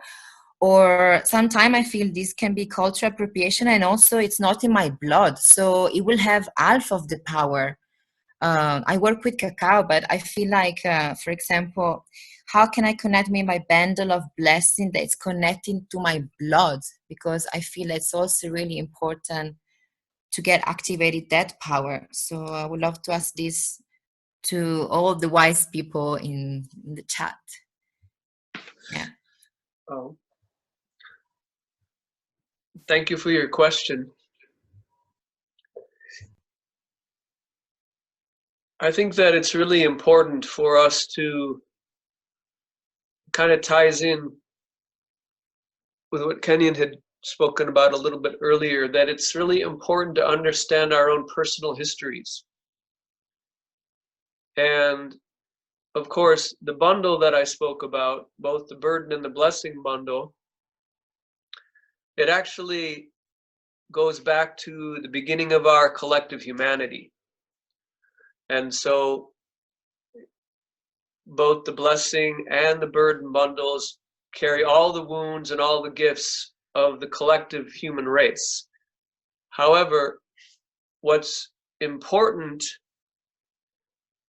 for yourself, as you're talking about, is that given the race or the culture that you were born into now, that it's important to understand the medicine ways, say, for example, the Wiccan tradition that you spoke about, right? That, you know, I actually traveled to Europe quite a bit and conduct indigenous ceremony in Germany and Austria, Switzerland, other countries as well.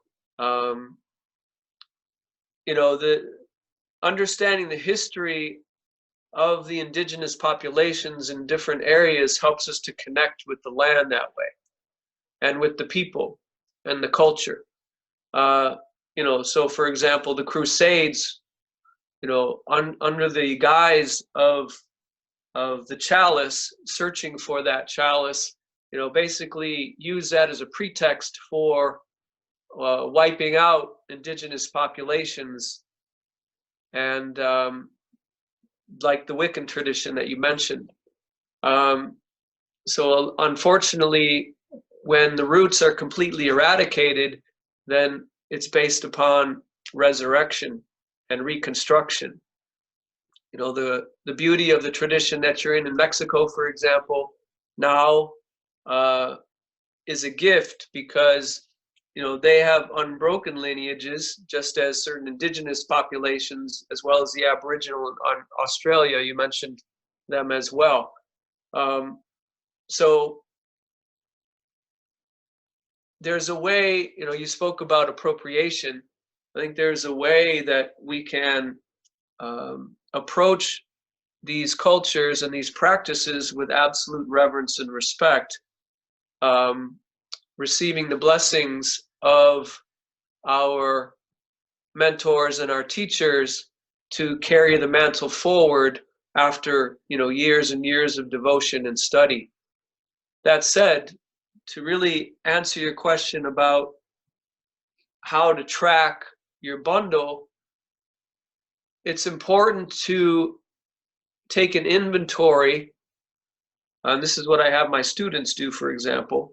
They need to take an inventory of the favorable and unfavorable qualities that their parents have, their grandparents have. So you go back through the lineages of familiarity to examine, you know, what has been bequeathed to you from your family, both favorably and unfavorably. That forms the ground of your capacity to understand what's contained in both of your bundles. And the farther you can go back, you know, your parents, grandparents, great-grandparents, the more you're able to actually track patterns that have been passed down generationally, as well as to really honor and celebrate the gifts that have also been given to you. That would be my suggestion to help you kind of open up the bundles and take a look inside by tracking and evaluating with clarity, and as was said, without judgment, right? It's just basically observing, you know, the favorable and unfavorable qualities of your family members, your siblings, because that will give you a picture of what those bundles consist of.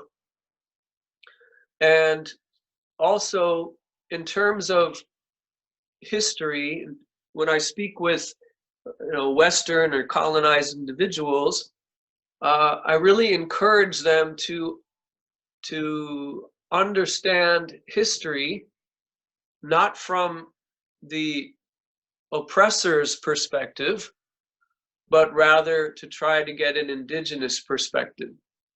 And so, for example, residing here in North America, one thing I do is to become conversant with the issues that are confronting indigenous nations here on this land. And, you know, for example, many people don't know that currently this administration is doing a land grab with the Wampanoag people. So the Wampanoag Nation is under siege as their lands are attempting to be removed as we speak by this administration, who's using the pandemic as a way to conceal some of the nefarious actions that they're taking.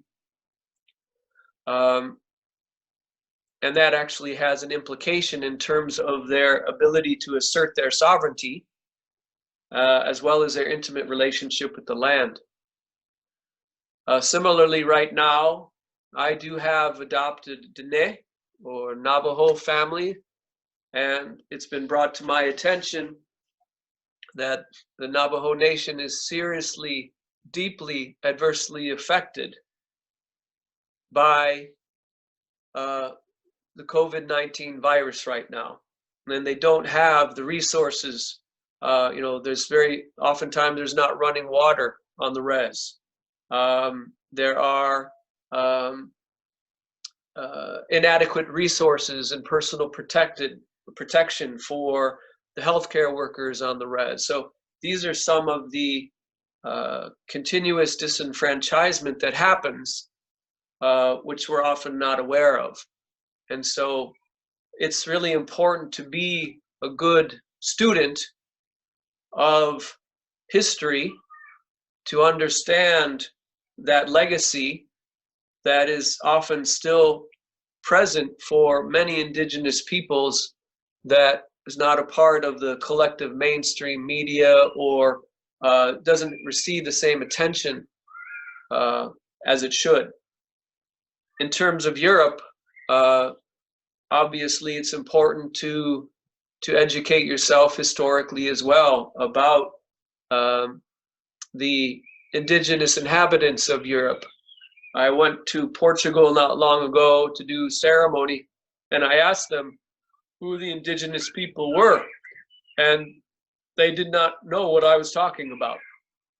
So oftentimes, because of the longevity of that historical genocide in Europe, many things have been forgotten. And so, you know, the oppression here is still very fresh. And so there are those that have not forgotten and are therefore ensuring the remembrance of these tragedies and doing our best to protect and preserve. That's both native and non-native people. So I'm uncertain if that answers your question, but essentially by taking a a moment to track and observe with great love and compassion both the favorable and unfavorable qualities that have been bequeathed to you from your families, and looking and tracking your lineages can help you to get in touch with the bundles, both the blessing and the burden, which can help you in your work. And then to supplement that with understanding the history of whatever country or nation you come from, and just educating yourself in general about the plights of indigenous people around the world, as I'm sure you're aware of in Australia as well as in Mexico. Thank you so much, Phillip. I wish to open the floor for someone else who may have a question as well. Looks like Grace, you have your hand up. Do you want to ask Phillip a question? I do. Hi, Chief Phillip. Nice to see you again twice this week. And thank you, Sky and Bloom and Kanyon, for putting on this series. It's really grounding to have these discussions. So I have a question. Well, I think there might be a couple questions in this, but I wanted to lead in with like sub-specs of fear. So like there are some, or experiences of fear, I'll say.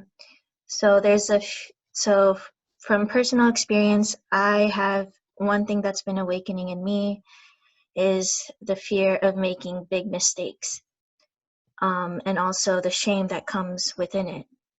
And so what is the Indigenous way of approaching shame and that kind of fear? And also I have another question about childhood trauma. So in childhood trauma, that in like psychologically speaking, that from what we understand, that kind of sets up how we're going to be in the world. So in a very abusive family, that child may grow up to be afraid of the world and of themselves and relations. And so what is the indigenous way to approach that complex post-traumatic stress disorder, and to help heal that as well? Thank you for your questions, Grace. Very beautiful. I think before addressing shame, I think it's important more to reframe and recontextualize mistakes. In my world, there are no mistakes. There's only learning. And I think when we hold it in that way, then there's no good and there's no bad. I know Kanyon also discussed that as well, right? No right and wrong, because every human being's path is unique. So we really cannot judge another's path. So what I encourage my students and my community to consider is to actually let go of this notion of mistakes entirely. And to understand that as a human being, sometimes we will stumble and we will blunder. And in that stumbling is an opportunity for us to learn. And when we hold it in that way, we cradle it in that regard, it actually will decrease the experience of shame and guilt. Because the experience of, particularly the experience of guilt, has to do with wrong, something that's been done wrong. But again, if we understand that life is about learning, then there really is no way that you can be wrong. We do, in terms of shame, a lot of indigenous communities, like the elders that I've been with, and I know maybe Kanyon can also speak to this as well, but actually guilt is not what's really employed in Native communities, but there is an awareness of relationship. And as a result of relationship, we understand that our words and our actions impact others. So my Lakota mother, she would often say, you have to exercise vigilance with your thoughts, your words, and your actions, because they can either harm or they can heal. And so we have to be cognizant that if we're going to be in relationship, that our behaviors are going to affect others. And so in Native communities, sometimes there will be shame because there's an understanding that your actions impact the collective, that it's going to affect each and every one, every member of whatever that community, that Tioshpai, that family, Ohana, as it's called, is. That it's all going to be affected by what you say, what you do, and how you behave. And so the shame becomes a way of doing a checks and a balance within the matrix of the community in which you're embedded. So as long as the shame doesn't undermine one's self-esteem or confidence, which in my experience, I've never seen that occur on the res, right?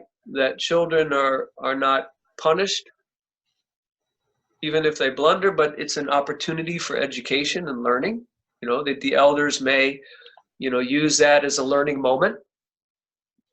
What I say is that, I regard life as a giant teaching hospital. So it's an opportunity to heal and to grow moment to moment. But when we're aware of our interrelationship and interconnection, as we've been talking about, then we are going to be mindful that we may harm other people. And so there's a feeling of that shame, which isn't a negative sensation, but rather an understanding that we are connected to one another. Now, your second question had to do with familial abuse and its legacy or the consequences of that, right? And the beauty of the indigenous way of life is that we have ceremony. And ceremony is a powerful antidote to the healing of trauma. So, we often do, we have the purification lodge, which I prefer to call it, right? They said Temazcal in Mexico, Inipi in Lakota, right? For me, the Inipi is the hospital. It can doctor, the spirits doctor individuals with any and all afflictions, including this virus right now. Yeah. We have ceremonies, I spoke about the bereavement ceremonies, okay, which have to do with the trauma of loss. There's a myriad of other ceremonies. The Native American Church with the sacrament peyote. We use the very rigorous protocols of the church to help people to heal very deep wounds, particularly around PTSD, right? And so the gift of indigenous medicine is a profound healing that takes place as a result of the traumas and the abuses that we experience, whether directly or indirectly. Yeah. And so I would encourage you to seek out medicine people whom you trust, whom you also vet. So there's a lot of individuals out there who are proclaiming to be shamans or medicine people. So rather than placing your life blindly in their responsibility, it's important that you ask questions about their qualifications, about the duration of their devotion to the path, who they train with, for how long, there's a whole series of questions that maybe in another podcast or meeting that we can have, where a very elaborate elucidation of the questions that you can pose to medicine people to ensure your safety. And as a consequence of receiving these answers, then you can make an informed, discerning decision about whether you wish to participate. Because the native way, the indigenous path, is a medicine way. And so it's important and critical that the individual conducting the ceremony is properly qualified. Because without that qualification, we have what's called negligence. And when you have negligence, people can be seriously harmed, if not their life dispatched. And I've seen that happen with other unscrupulous practitioners. I am a individual who has been trained by old timers, and I'm very rigorous in terms of my protocols and understanding the sanctity of life and the trust that's been placed in me to ensure that these ceremonies are properly performed for the welfare of the people, and that every single individual that comes into a ceremony I am personally responsible for. And I place my life on the line every single time I do a ceremony to ensure the safety of those who are attending.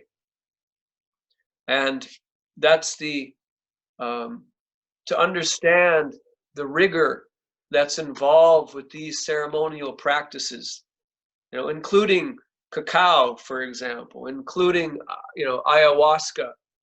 Unfortunately, there's individuals who have a few experiences of these medicines or these ceremonies and then think that they're qualified to be able to conduct them at great peril to those whom they think they're helping. So there are so many subtleties and nuances to this way of life, the songs, the protocols, understanding the much greater historical context of the ceremonies, where these ceremonies come from, their own origins and their own legacy. It's important that an individual be conversant and deeply steeped in the tradition that they're espousing and practicing. And with that, you can feel safe to be vulnerable enough to open to heal. Right? It requires that level of openness and vulnerability, right? If an individual is having to protect him or herself in a ceremony, then it does not serve the purpose. The point is for you to be able to open and surrender and receive the doctoring and the healing from the spirits, provided that individual has even cultivated a relationship with the spirits. Yeah. For me, I see the self-declarations of the word shaman as very problematic. For me, the only individuals that can call themselves shamans are individuals who come from the Asian Siberian steppe, who have practiced their culture, their language, their cosmology, which is a highly sophisticated medicine way. Now, I have visited with the shamans in Mongolia. Now, does my visit make me a shaman? Absolutely not.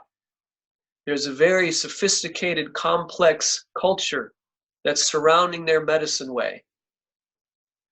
Individuals who are not of that culture and blood lineage, if they have spent time and lived with them and learned their ways and have received the blessing and the sanction from the medicine people of that area, then perhaps over time they may also regard themselves as a shaman.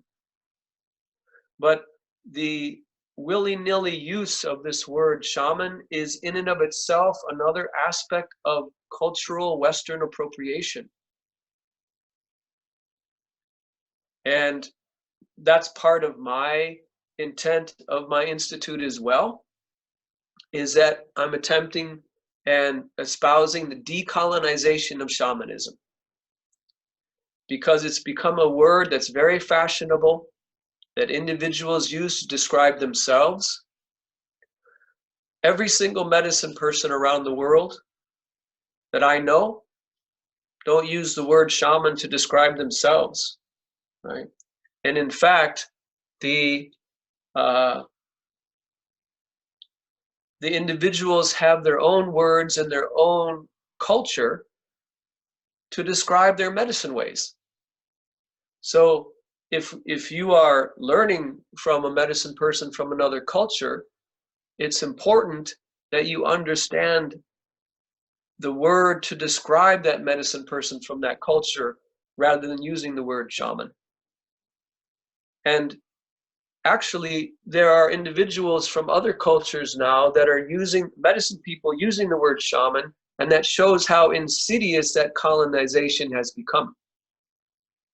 That this word is becoming universalized when it actually, there was a Western anthropologist who studied the people of the Siberian steppe and then have used this word to describe all medicine people all over the world, which disrespects the people of the Asian Siberian steppe in the sophistication of their medicine way, as well as disrespecting the indigenous people that don't follow that way of life.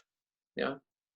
And so it's important that we have this level of discernment and humility so that we have this respect.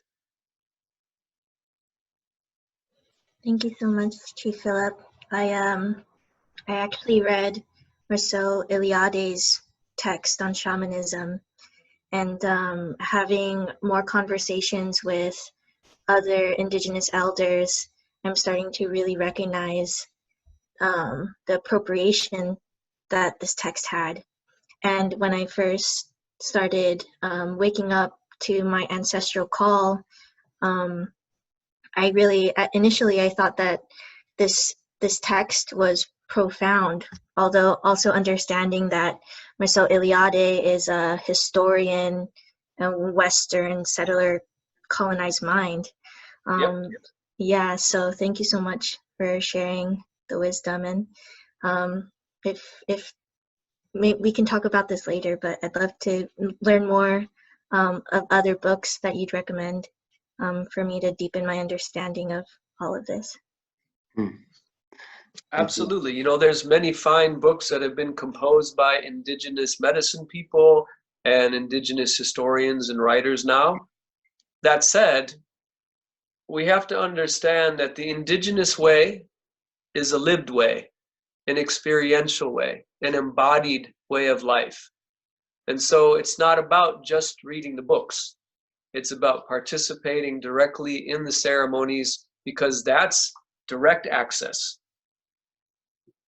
So in addition, as a complement, right, we can certainly read and learn and study, but the true transmission from the spirits, from the earth, with the plants, is by sitting in the ceremonies. And these ceremonies, as I said, are vital for our survival, right? For me, these ceremonies are as important as breathing, water, and food. There's no separation. That's why we're able to fast without food, water, and sleep for 4 days and 4 nights, because we are embedded in ceremony, and that ceremony is the nourishment that our spirit requires. And so it's vital to, it's not possible to comprehend the experience of a purification lodge until you sit in one. Yeah. Otherwise, it's just an intellectual exercise. And you cited Iliade, and yes, he is the one who coined that term as a blanket, and that was the beginning of the colonization of shamanism. And so it's important that we speak out, as you just did, about that injustice, because it was through the filters and the perceptions of a Western colonized perspective, and therefore negates the voice and the experience of the indigenous peoples themselves.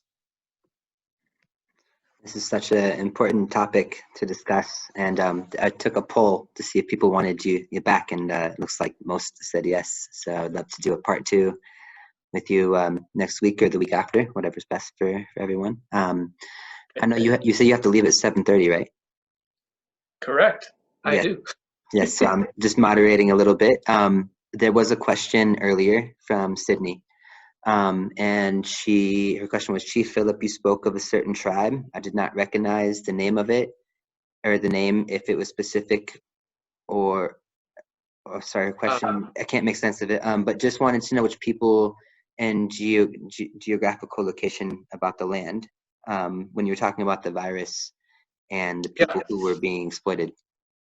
Yeah, so the Wampanoag is a nation that's on the East Coast. Up in the Boston, the northeastern portion of Turtle Island. And they were actually one of the first people, so the whole story about Thanksgiving and that whole illusion was the Wampanoag were one of the nations that were adversely affected, by the pilgrims, by the colonizers, and it's their nation that suffered greatly and was the kind of the source of the illusion of that Thanksgiving feast. So that's why there's a certain poignancy to this particular injustice right now, as they've had so much tragedy, as many indigenous nations have, but it's quite painful, to read and to see the continuation of this attempt to undermine the sovereignty and the identity of indigenous peoples and the First Nations people of this continent. So with that, I express my profound gratitude to each and every one of you for the gift of this time and this sharing. I pray for your health and your safety and your welfare in this time, to continue to go within and not to squander the preciousness of our abilities to dream and to go within, and therefore shapeshift our behaviors by liberating ourselves from fear and truly embracing our grief and our suffering as the catalysts for our profound change and transformation. Wow. Thank you so much. Thank you so much for honoring us with your presence, and for such sincerity, and for such vulnerability in all of your shares. This has been truly a joy and a blessing to have you here with us.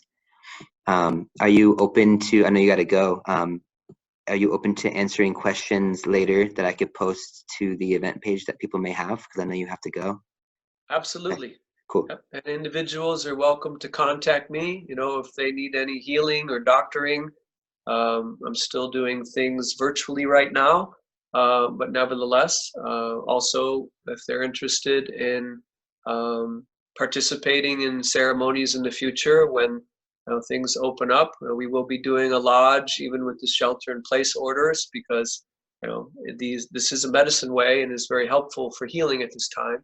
So individuals are welcome to contact me by phone at 415-310-0981. You You can also email me at Phillip, Phillip, at ancestralvoice.org. You can also go to the Facebook page, which is Ancestral Voice, singular voice. The other, you can also go to my website, which is www.ancestralvoice.org. I'm going to finish with some flute music for all of you. So go ahead and put your hand to your heart, close your eyes, take a breath.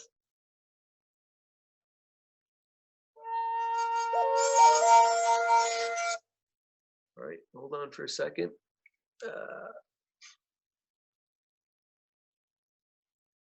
All right, here we go.